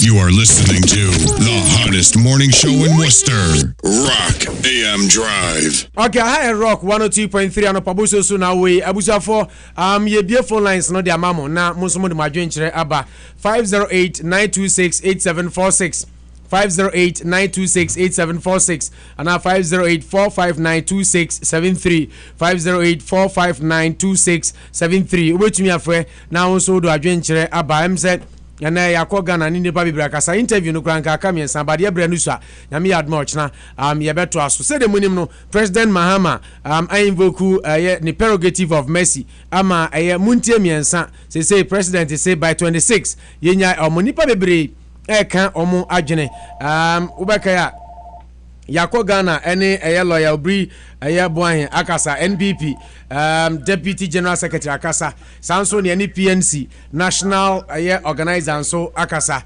na yakọ ene oforia manfo so amayati enipa bi mu so adwene ye Anita Disoso enso akasa from NDC camp mame call line so na fe yentie ya frefo so adwen kire me pa cho hwan na ma homa esi Mpacho maro Auntie Baba. Yeah, Auntie Baba me pacho na odi kan obi wo wachi ma inti Auntie Baba. Yo.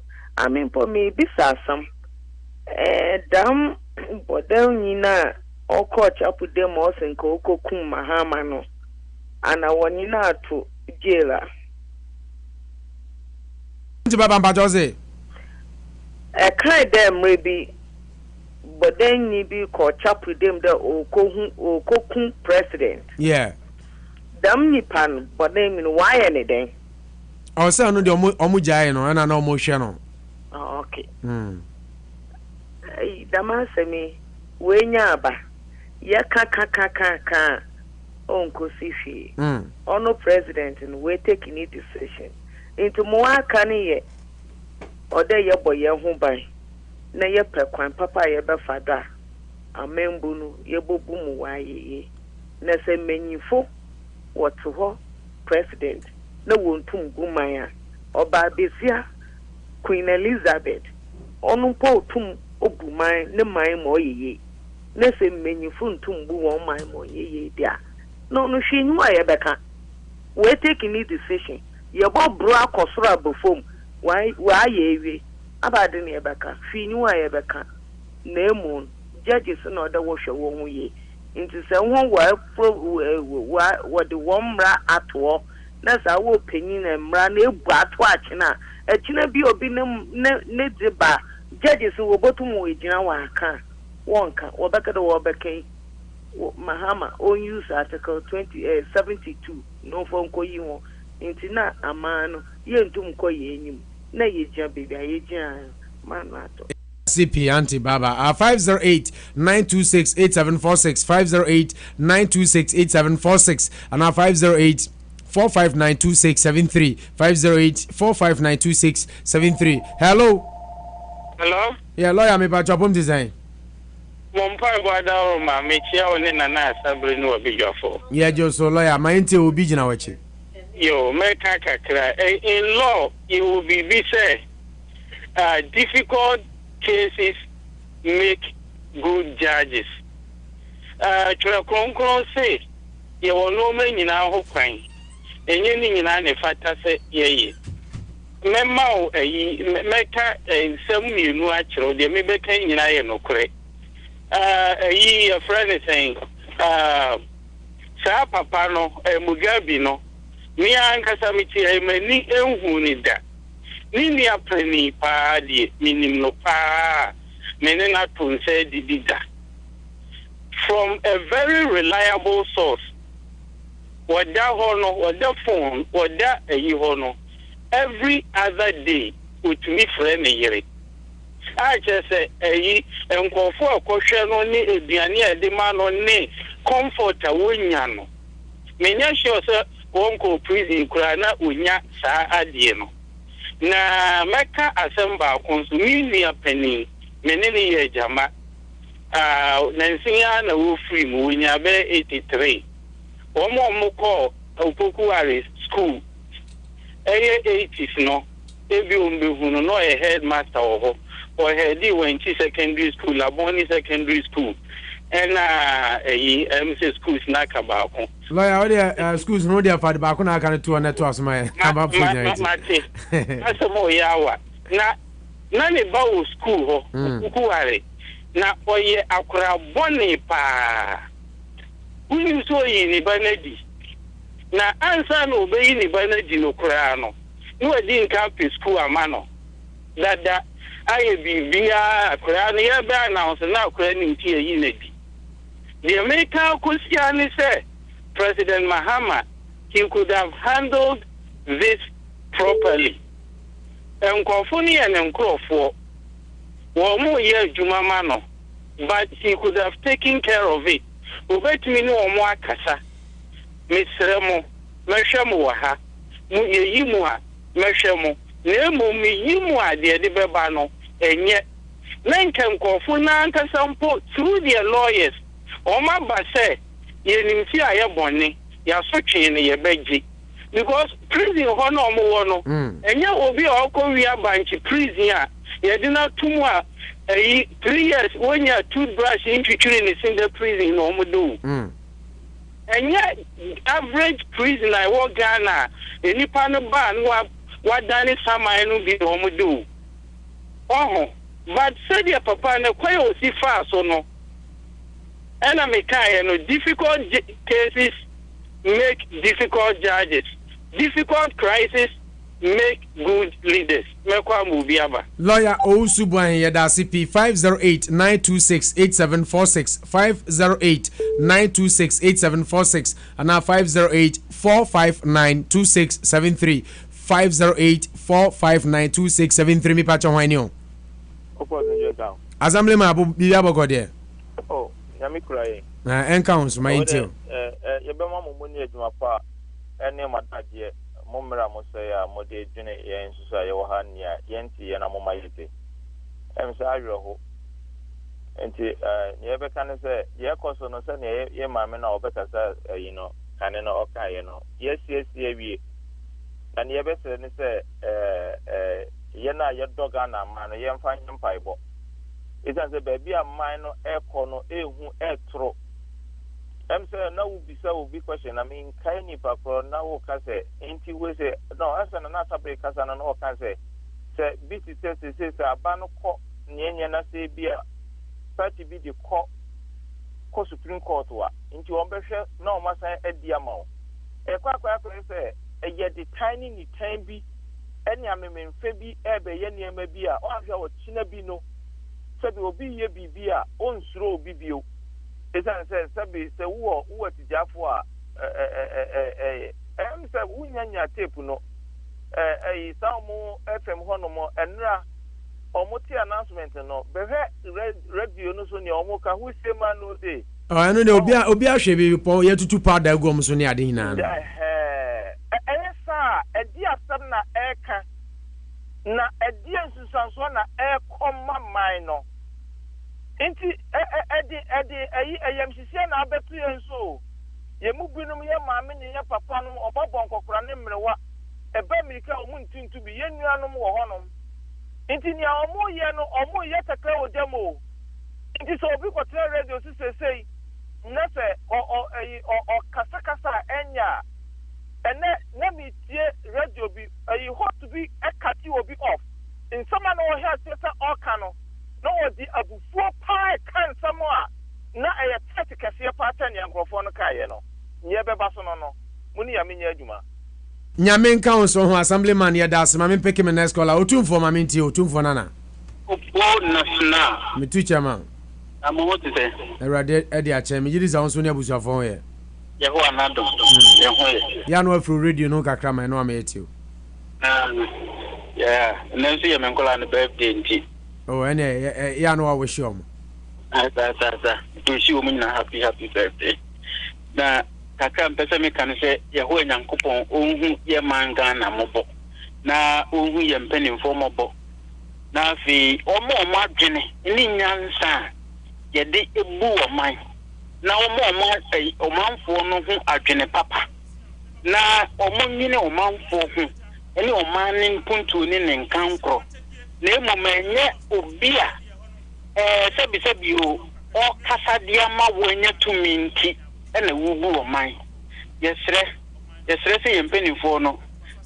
omudo omani betu fom na niema bi wo ha enka beye papa se ombetu omu ho siri ho nye niema nyina na wo se omudo omu ho frafra do enu baby a wo tumi no constitution na ma wo tumi ni nyina na so no nsi se ni nyina na wo se wo pepere wo ho asa wo do wo be dey e be kwa kofra antia ni monyam ene na yediama nyame na nadom se diama hono na afi se ni monyam no na akwa akopa ti yesre me de me menka se me beble mi obia but me de me sre mpenifo no omomfo omani ntokom na de papa obobeye bebo a oman no eno no omonyene ho that's Yes, yeah, that's your tune for Nana 508-926-8746 508-926-8746 and now 508-459-2673 508-459-2673.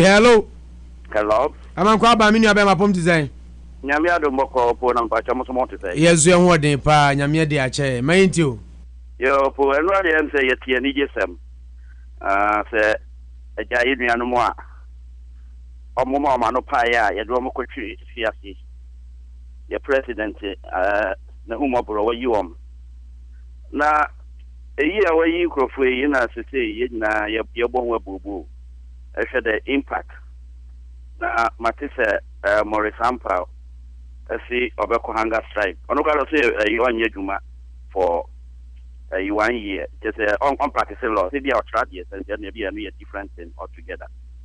But let's look at the impact of media me who say president we're analyzing the chances of the forthcoming election. We include for year obey lose election. When you are obey lose. So what do you think will be the most prudent thing for him to do? And you are media maybe say MPP for young to now yenya president because no lose election no it's for the betterment of Ghana because a man obuono omumani ye obi obeba naija odi no mama betu kwam ye na Ghana for ye omo no omotimi efiri mu na ne ya ele say aye wa ye no ekwakoye bibia sisi no wo de hwe from now on no obehu ensema nkrofo beti radio station won tie ye anope na me monitor esi eyi wo no kofo omuti ho ano mo ye e kan ho omo kuma se no mo mpa eyi wo omo pe na omo prince omo ko no mule ko sumiti nkan fo pa omo kom no mo ye po omo ti adam po omo ko winchi ese some omo keka which is the radio station the omo they always be taunting people omo very irresponsible. Now I don't blame them. I blame those who set up the radio station. As a president who are not also your mind what banana money kui. You know, say radio station you must set up. Somebody almost say and then if a rule and then no my emphasis with Jena Baba over form so. So this now no a wow conscience. Then you will cut to a pola foku. Now everyone also see what appeal. Now appeal no just all no person with the NPP because party you no more. Also, uno mo ko so be chairman. Now be chairman na. Why na o just only the big man one now be this because as at now what let's say we indiscipline. Now we are here discipline o ba o council of penifo do any mo no mo dey yama also want here. Na me ordinary member no. Me ba dia so na wo kan me tie. Oh you know I don't know what is looking for because at the end of the day no. O be chairman no cry now. Your this thing will not be effective because what should say only a year. Between the partner. Moving to us. Obi, are you ready? So back to us. I'm picking my next caller. Me pa chano pabusu senior Rock FM. Why na mene kasayo? Pachoni teso honorable. Hey, honorable na pom tise ma onesu kakra na one no wo form. Oh, I see. Ma inti o. Nyanko don buso e. Fini afel. I see bi be boko de. Nyame de ache ye ho de ba. Yeah, that's so ni ejuma papa wo ye. And that's it. then no po the other person can is concerning the multi train. Yeah. Ghana for our minimum there how we have pertinent issues. There were problems. Multi train who are they? They have no significance as regards the Ghanaian economy. No. The government has been, the president has been provided for in consultation. You see, he made with the consultation of the Council of State. A case of the consult to the Council of State and Sana will come out with his prerogative or mercy or whatever it is. But he can just stand and say, the other side of the divide, no, they know, say, he's going to do it. Until they are just stampeding him. Not 1 year. Now, when the say, Asimbia, I don't see it as anything. At the first place, they've been jailed. Almost some judges, I don't move for Mukaka cancel. Nkofuna ye kaka komu asem no omo ankasa na omo tena omo ankasa omo case so e na omo di omo case e na omo jeli nkofu yi e na omo hihye mra yi a judges ni nkaka ho a ye piki omo a omo share sa 92 mra yi omo na omo di 2 mra no say president no wo mo kwan a obetumi ama afri ubi. Yeah. And the man is acting within the spirit of the constitution. What is the problem here? We have other issues. I say, Oman Yasha Ebeye, and Muntie 3. Who are those Muntie 3? This is political expediency. They just using the Muntie 3 as tools to stampede the president. And fire Muntie 3 assembly the fire. And Yagana Shi. And to be Yagana Shi. What do you say? Mark war no. In about 3 days, 1 week, it will sink into oblivion. They will never even talk about it again. Obian Dream. That Muntie assembly there is just they are using it as a political tool. That's all. That is all that they are doing. That's all part of Ghana's problem. And it is a minute cry. Ghana has bigger problems than Muntie 3. So what I say, it is affecting president too. Judge Sufubeka said, President, I think it is within the constitution or is enshrined in the constitution.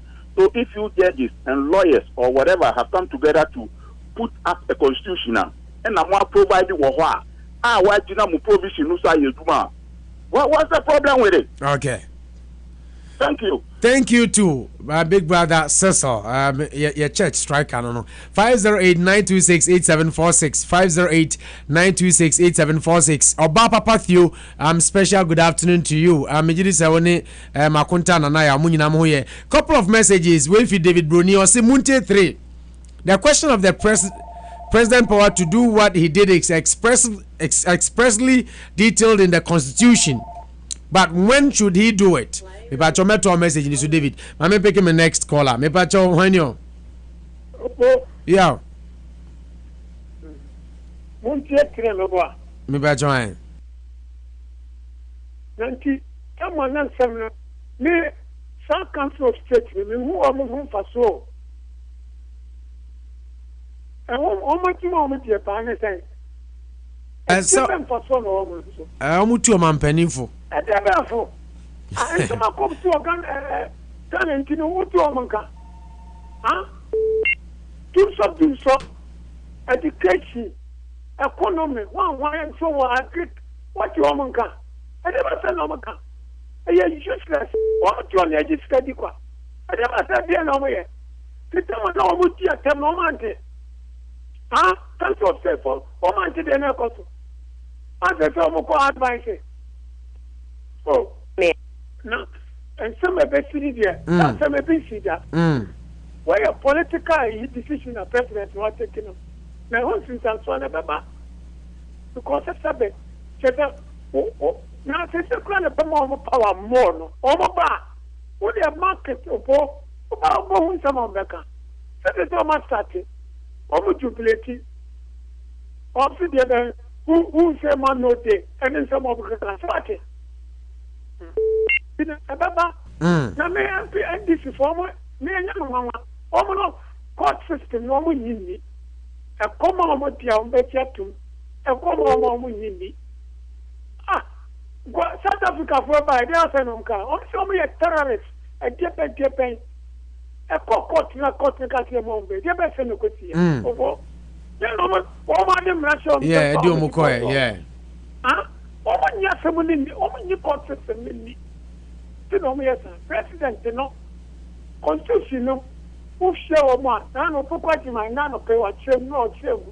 E wo a few programs. Just a week runner, Article 72, what do you mean you should proud that, you know?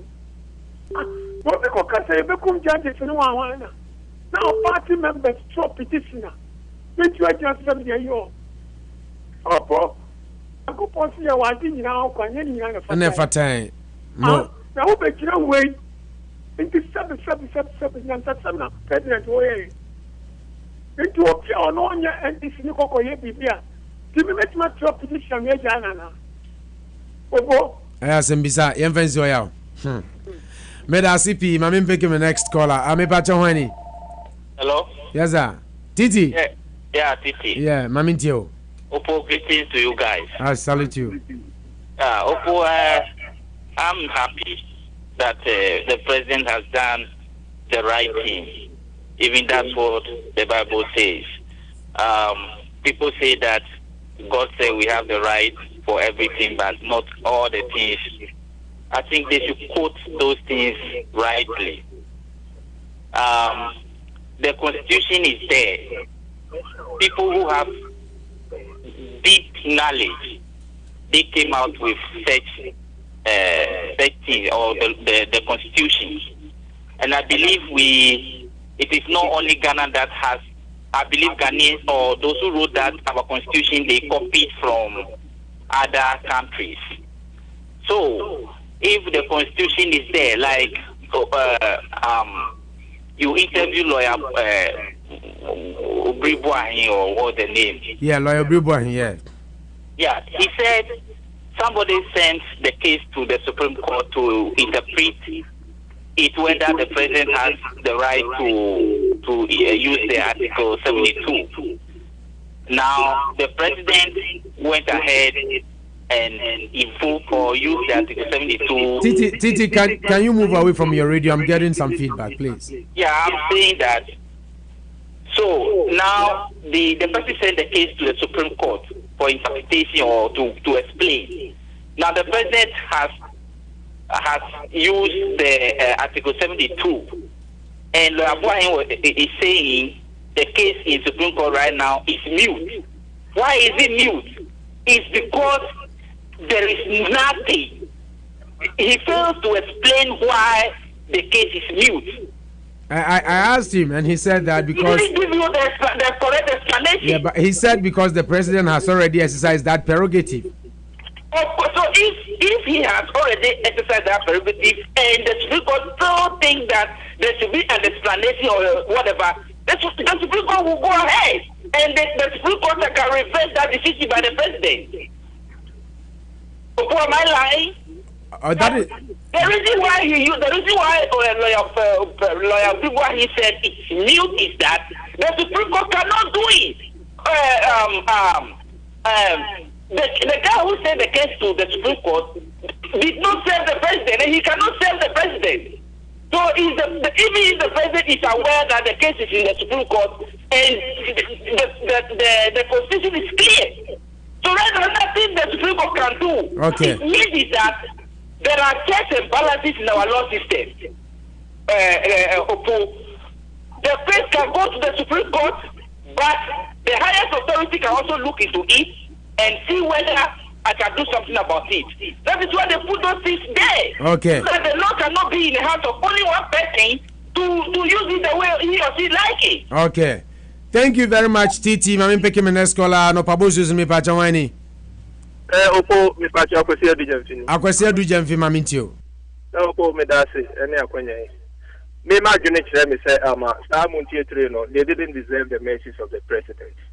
The idea make can say enimdie fo atwero. Atwo say to every rule there is exception. Bible so aka say ye wade nyina ho kwan. Nyeni nyina na fataye.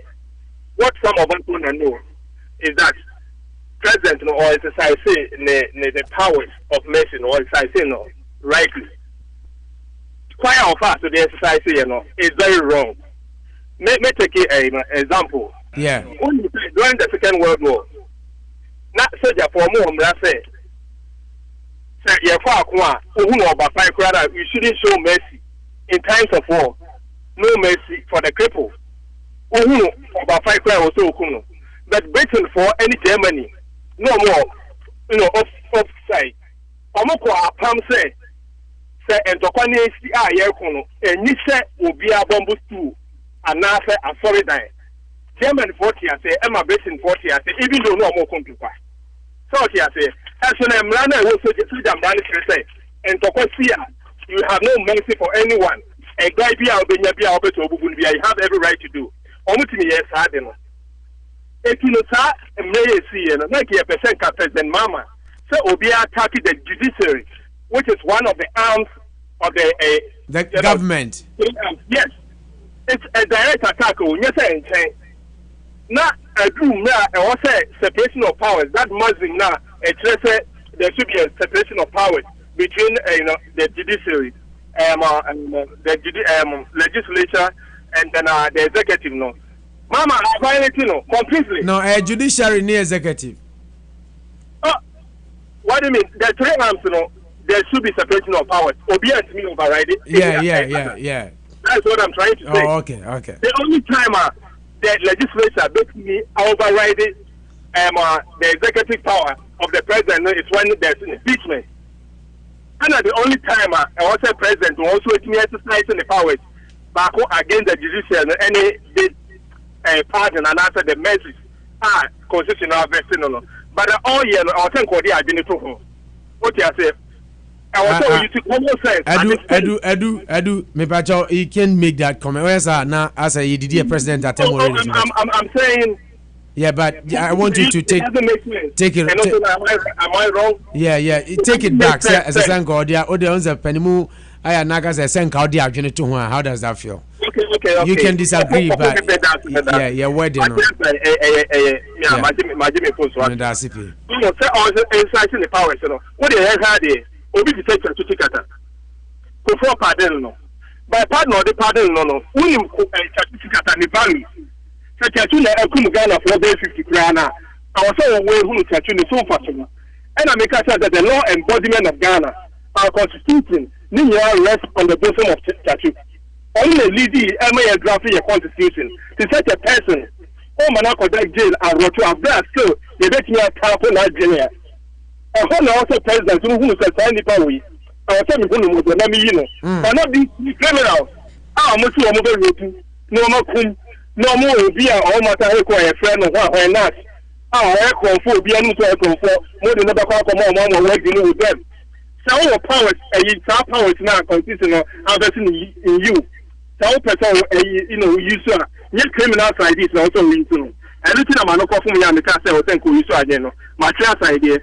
But president Anyadi in any way, such uncle will say of a partner. There are more people who are vulnerable to the society, our community, or Mudema. So you need bar and you can't pim, and be to am go with okay. Papa, you need dear Esther. And so you papa, we are only Bonibia. Okay. Akwasi Edu Jamfi Medasipi ene onso adwenkyere couple of messages na yenya na yen sorry Jumadi so David Bruni message ten ade outro a book ana David anyway Munte 3 the question of the president's power to do what he did is expressly detailed in the constitution, but when should he do it? Of course he was caught between two competing and equally appealing situations. No more law constitution here. The issue here becomes that of decision making, right or wrong, using discretion, using reason and fair judgment to maneuver out of a difficult dilemma, devoid of favor, partisanship and distaste. I remember Justice Gbedegbe in the 2012 petition saying whether or not the decision must be made. Justice Rosa J, I think, also said it's not the Supreme Court to remove a certain president to see the country plunged into chaos. They had to use reason and fair and impartial judgment, taking into account all the ramifications and consequences it entailed. President John Kwaku Dramani Mahama did not. He failed to see beyond the overall reaction of his decision. He should not have taken that decision. Philosophers like Socrates, Thomas Aquinas, and Saint Augustine will look down on President Mahama as unexamined life, which is not worth living. Hey, David Bruni, oh yeah, philosopher now, oh philosopher. Mamembeke another caller now. If you kind messages be braba, na in from me pacha wani o. Yeah, Krobia niyo. Krobia me pacha umpum te say. Yeah, me ada Roma. My intio. Yeah, me person me can't muntie for you want some kakra. I'm say President pardon or the pardon of me to me. I'm say and try ye. Say constitution no e man kwan say 1 year sir.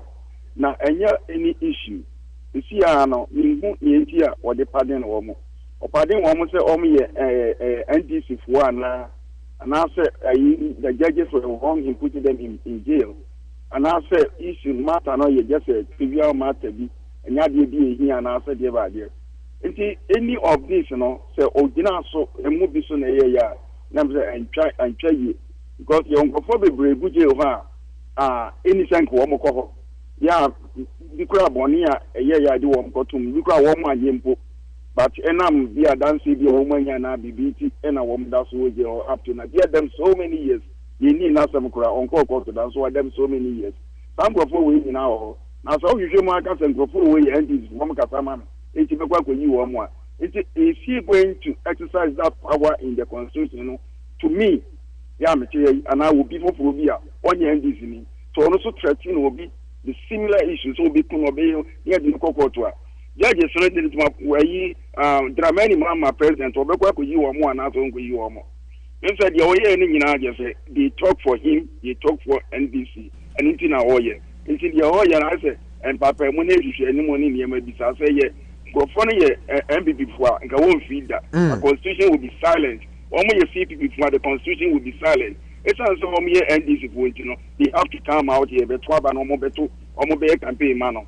So near president in the year, if you say and try your Kurawayemi, money papa, and why a big mistake because Crawford good prince in almost or Giano, Sa pardon, you know, be baby on winning.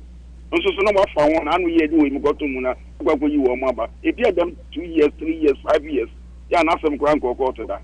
So it's totally wrong. Thank you. Thank you too. It's totally wrong. What is wrong is wrong. My main kind message is nibi Ken Setho now we share usunyan or say keep the fire burning senior. Samuel Kwabno Foria Manfosi there is fire on the mind. There is fire on the mountain. Fight. There is fire on the mountain. Run. Na now to zanyu ni bida. Obi of course could be at. There is fire on the mountain. Tiwefi Samuel Kwabno Foria Manfo all the way in Konongo. Martin Osetutu aka Killer. Akia I was kudos bro Killer Medase. Ohima Royal Decor all the way in Connecticut. Was good morning. Hope all is well. You are doing such a great job. Keep it up, bro. We are with you. Thank you very much. Udin Ede Eva. I say, Doctor, God bless you for the good job you are doing.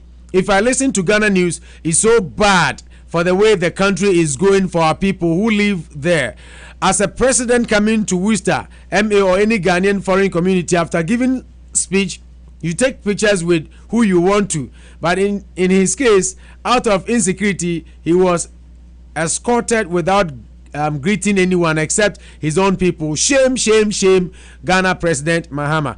She was trying to say, President Baha, nonka President de Oko baby we are now ne uman for chucham for nikakra, but President Baha ni escort no. Isan de oyin to me grande Ghana for intra picture. Where if honorable ni Kwete Nelson Corti, my big brother Cecil. Also, thanks for the good job you guys are doing. This is my first time in your forum, and I just want to say a little about this Muntie 3. Opo Ghanaians talk too much. Ghanaians provided in the constitution for the president to use his prerogative to pardon whoever. He didn't even do it alone, but in consultation with the Council of State. What's the problem with our people? Politicizing everything. He acted within the spirit of the Ghana constitution. When things are not going a certain way, they complain. They will complain till thy kingdom come. This is not going to affect Mahama in any way. Munche 3 are just political tools being used by the other side of the divide to stampede the president cause they know it's constitutional for him to do so. Honorable Ni Korte, Nelson Korte, and so Ediano say will come to naught. Is sinking into oblivion. Trust me. We and so any on no message or the ebaye nana now say opo emra we interview lawyer Obrubo ahen certain friend. Yeah, I think so. Make some comment via na manager home pa na obusa say Ghana. Do we need sociologists? Do we need Odia kan Kwame Yeboah? Unze nene ya nene wa interview. But time nti na mtwitwa interview so se menka njo se Utio wabo adwuma pa. We say who is that guy in your studio? The guy in the yellow t-shirt. He's a very good analyst. Me dana se. Men some person me yetwema me ntwenti. Onche be twema me ntwena. Me who have it here, you know. Obobe na me ba unse no obusa say do we need sociologists, do we need philosophers, do we need cultural anthropologists? Obo I think say we need all of them. We need all of them. We need all all of them. Okay. Abuza for kasima na nando ndumienu aba apai mu anopa bosio abadwafo ha na edi dwumade ni na AC adomdom ye ne yetenkwam a ochina anopa ye sign mu behia na ye de another edition of your hottest morning show e de abro name maker say Apostle Vasco Bruni ni 50th birthday and then marriage ceremony big time no eba so no emre no ben na eben inti Shannon so na sisi ohun sie na adane de ebe ye dewa ampaye bedwa booster ni bebutu uti ase na sa weekend no de ebe ye tough uti ase because ye wie pastor de na memende akwasi ada na dance bona de no so to aso.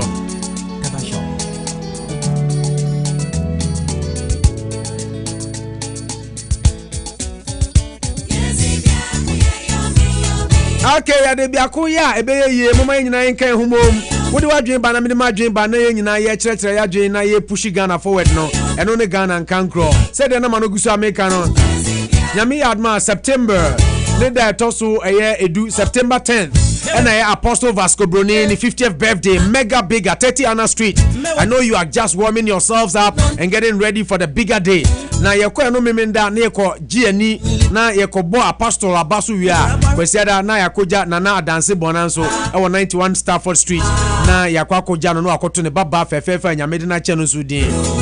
Until September 10th and 11th dear Worcester and nibe dane kuku dam mienu ene djumedi edi djumedi akese pa mienu ampaye bedwa na o pata de papa suit papa no de siesie ho de a ene na make cha sebra eye Accra Super Boutique so of my meal entade di akofa ba no se wonim se eye marriage anniversary ni birthday ni baso ti wasesem chale shoes pa no ani suit amekọ ho ewo ho no masa wanko ho bia ha ho dressy weekend on the weekend of September 10th and 11th because Worcester be ye de keke.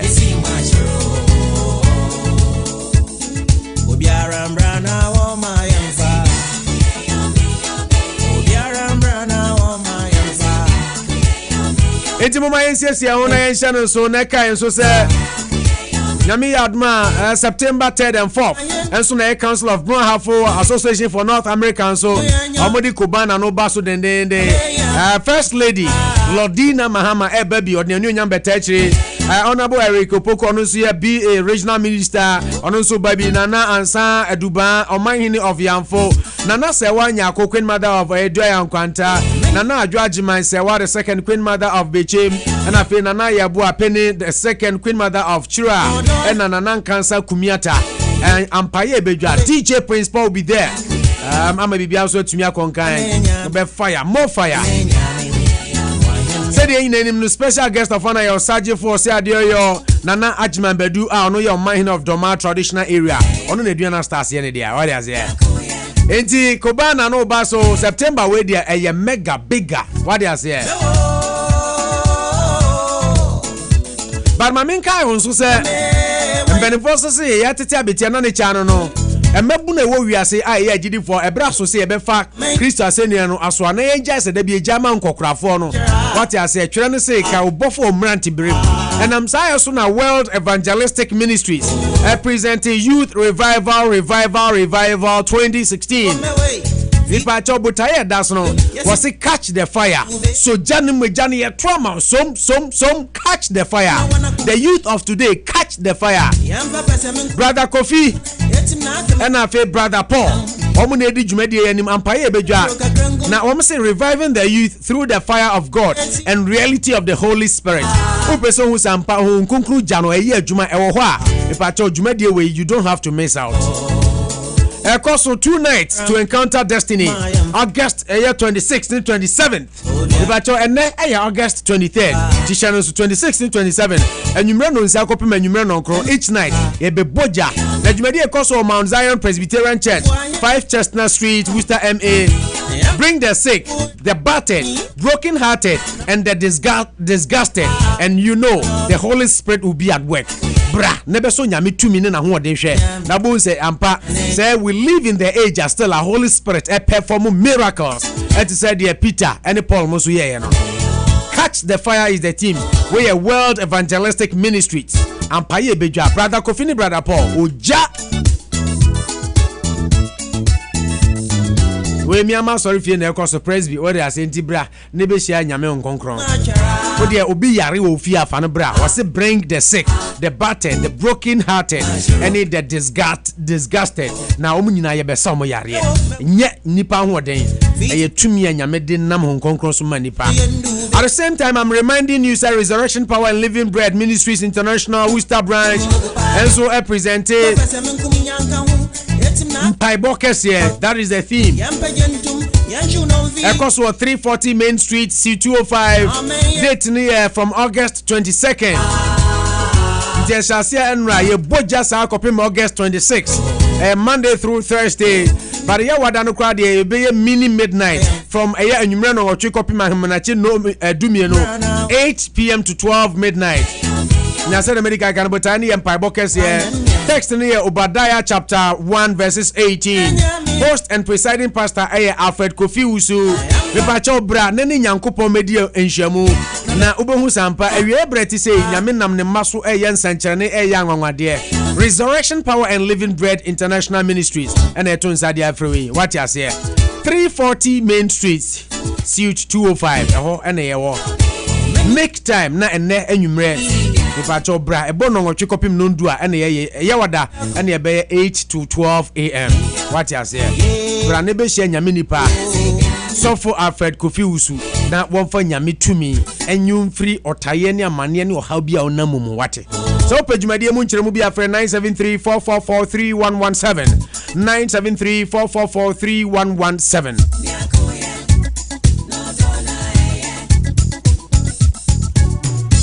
United Faith Baptist Church is also calling we a women's missionary group. Also presented 3 days anniversary revival service from Friday August 26 to Sunday August 28. Ampaye Beja theme here, if I may touch him. If I may touch him, Matthew 9:20 to 22. Na venue near 475 Bencourt Street, Worcester, MA 01606. Friday, August 26. All night service. Me pato and you may not do kopim ahimanache no miensa. Full all night. Saturday, August 27th, and also a miracle service. And you may not say kopim nondu 6 p.m. to 10 p.m. Now Sunday night, August 28th, and a worship service from 10 a.m. to 1 p.m. Timoma yina enkoi. We a ma omo afanya misam kan dia to omo ho so. Say we ebre omo pagya nyankopon kese ye dia mani pa kire adasa nyina. United Faith Baptist Church, UFBC, Women's Missionary Group, and represented our 3-day anniversary revival service. Uma yina yenko na yenko tai omachi. Na speaker, evangelist Mrs. Joanna Cole Hendon. Come and experience the power of God and receive your miracle. Host church choir Hosanna Praise of United Faith Baptist Church. My dear way a basso 26 to 28. Bra never experience the power of God. Anopaboso on Rock 102.3 FM. Anopaboso on Rock 102.3 FM. Ebeye kikim, eye kim. Anopaboso on Rock 102.3 FM. Ebeye kikim, eye kim. Okay, busia for the Daikosu yani Pitri, Hana Brema Kwani de Nano Bosu edition so abana wi nyame ya odmo chena so ye no behia. Me asan aboabo afofra no de abrem utie dwumade na yoda. Pasda Emayen sponsors, omo na ma yetuminya ba bigina about 23 sponsors. Na ye ka bomu in totality omo boy me yetumidi dwumade breba kai national so say. Na ye ko Ghana. Yeni lawyer Obriboahin Deputy General Secretary NPP Kasai. Sansu na NPP Cortes wana yeni MP for Bantama Honorable Kokofunsu Dinkomo. Ipacho yeko NDC aso yeni Anita Disoso onu se Vice Chairperson Edima NDC Ekasai. Yeko PNC nso aso yeni National Youth National Organizer mo Desmond Chumes nso Edinkomo. Na yeko Ofori Amanfu yen correspondent nso aso ya. Oma etie Ghana temanfo nso bebre so adwene. Sansu na nyame adom ochena yebeto aso se na meka na interviews ne dos yentumi nyini na ochena nyame adom ne yetenkwamu a yebesan ato aso de amamo. Oba studio hanso awotimi nua be ma Confante the indefatigable person kan na berma brempon asabre so otenin kan Ipacho me amedi dwumade ho cha me medin Edin Noah Opoku Jemfi usha me na frame Opo National Mejoso so frame na frame Opo National na me buofu ada no mechi osika me bumfu idi me pacho no sika che and just nko the amount of Apostle Dr. Vasco Bruni say the birthday and the marriage anniversary is nearing and it's getting closer so for my me pacho me no nko man me wie ya me babeje so for my me pacho so for my me Ellen me no nko man me wie am babeje se nra why me chi pasa de na me chi yansa na medro ho.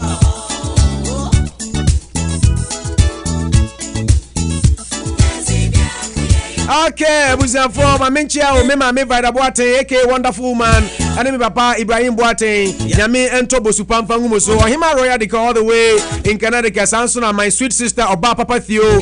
You are watching me live on Facebook. How are you doing? No na me nisa we di hun come na me se mete hun kan che o say na to ten kwan chen ha ya me chama konta na ya nso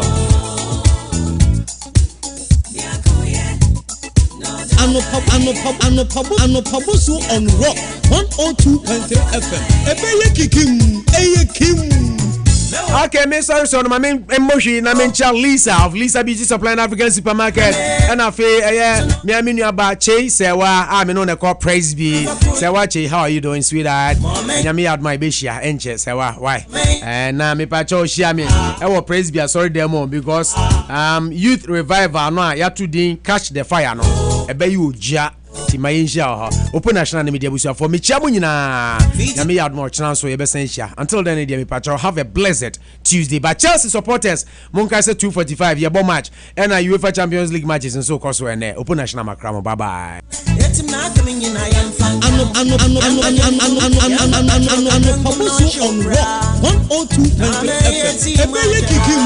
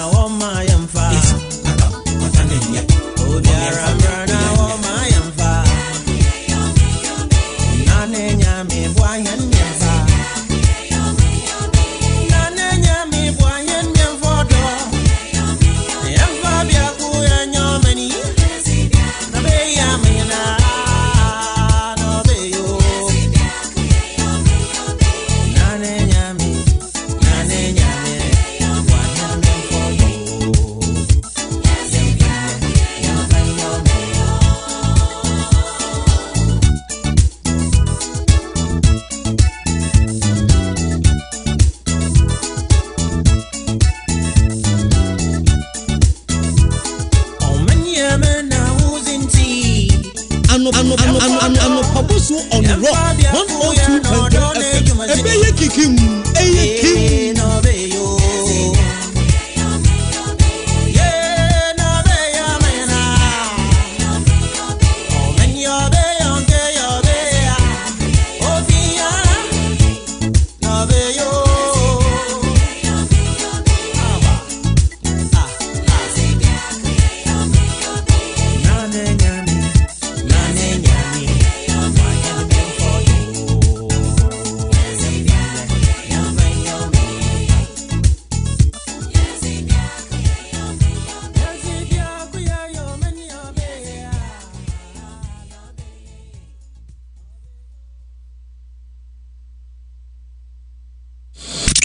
You are listening to the hottest morning show in Worcester. Rock AM Drive. Amanfo mu frɛ ye yemra me frɛ mo na nya bɔne BPS company say me mo bia nka ye fiti na akwen sɛ wo personally use and a brand new car to bra BPS wo ma ben e wa hyɛ mu papa enti na na tia me wo se me pɛka am no sokro ato a menya bi wɔ BPS company limited woni how BPS company sɛ me show bo sɛ eba shipping and handling from US to Ghana wa bi mu seja wo mo nyoma nso bo wo form affordable clearing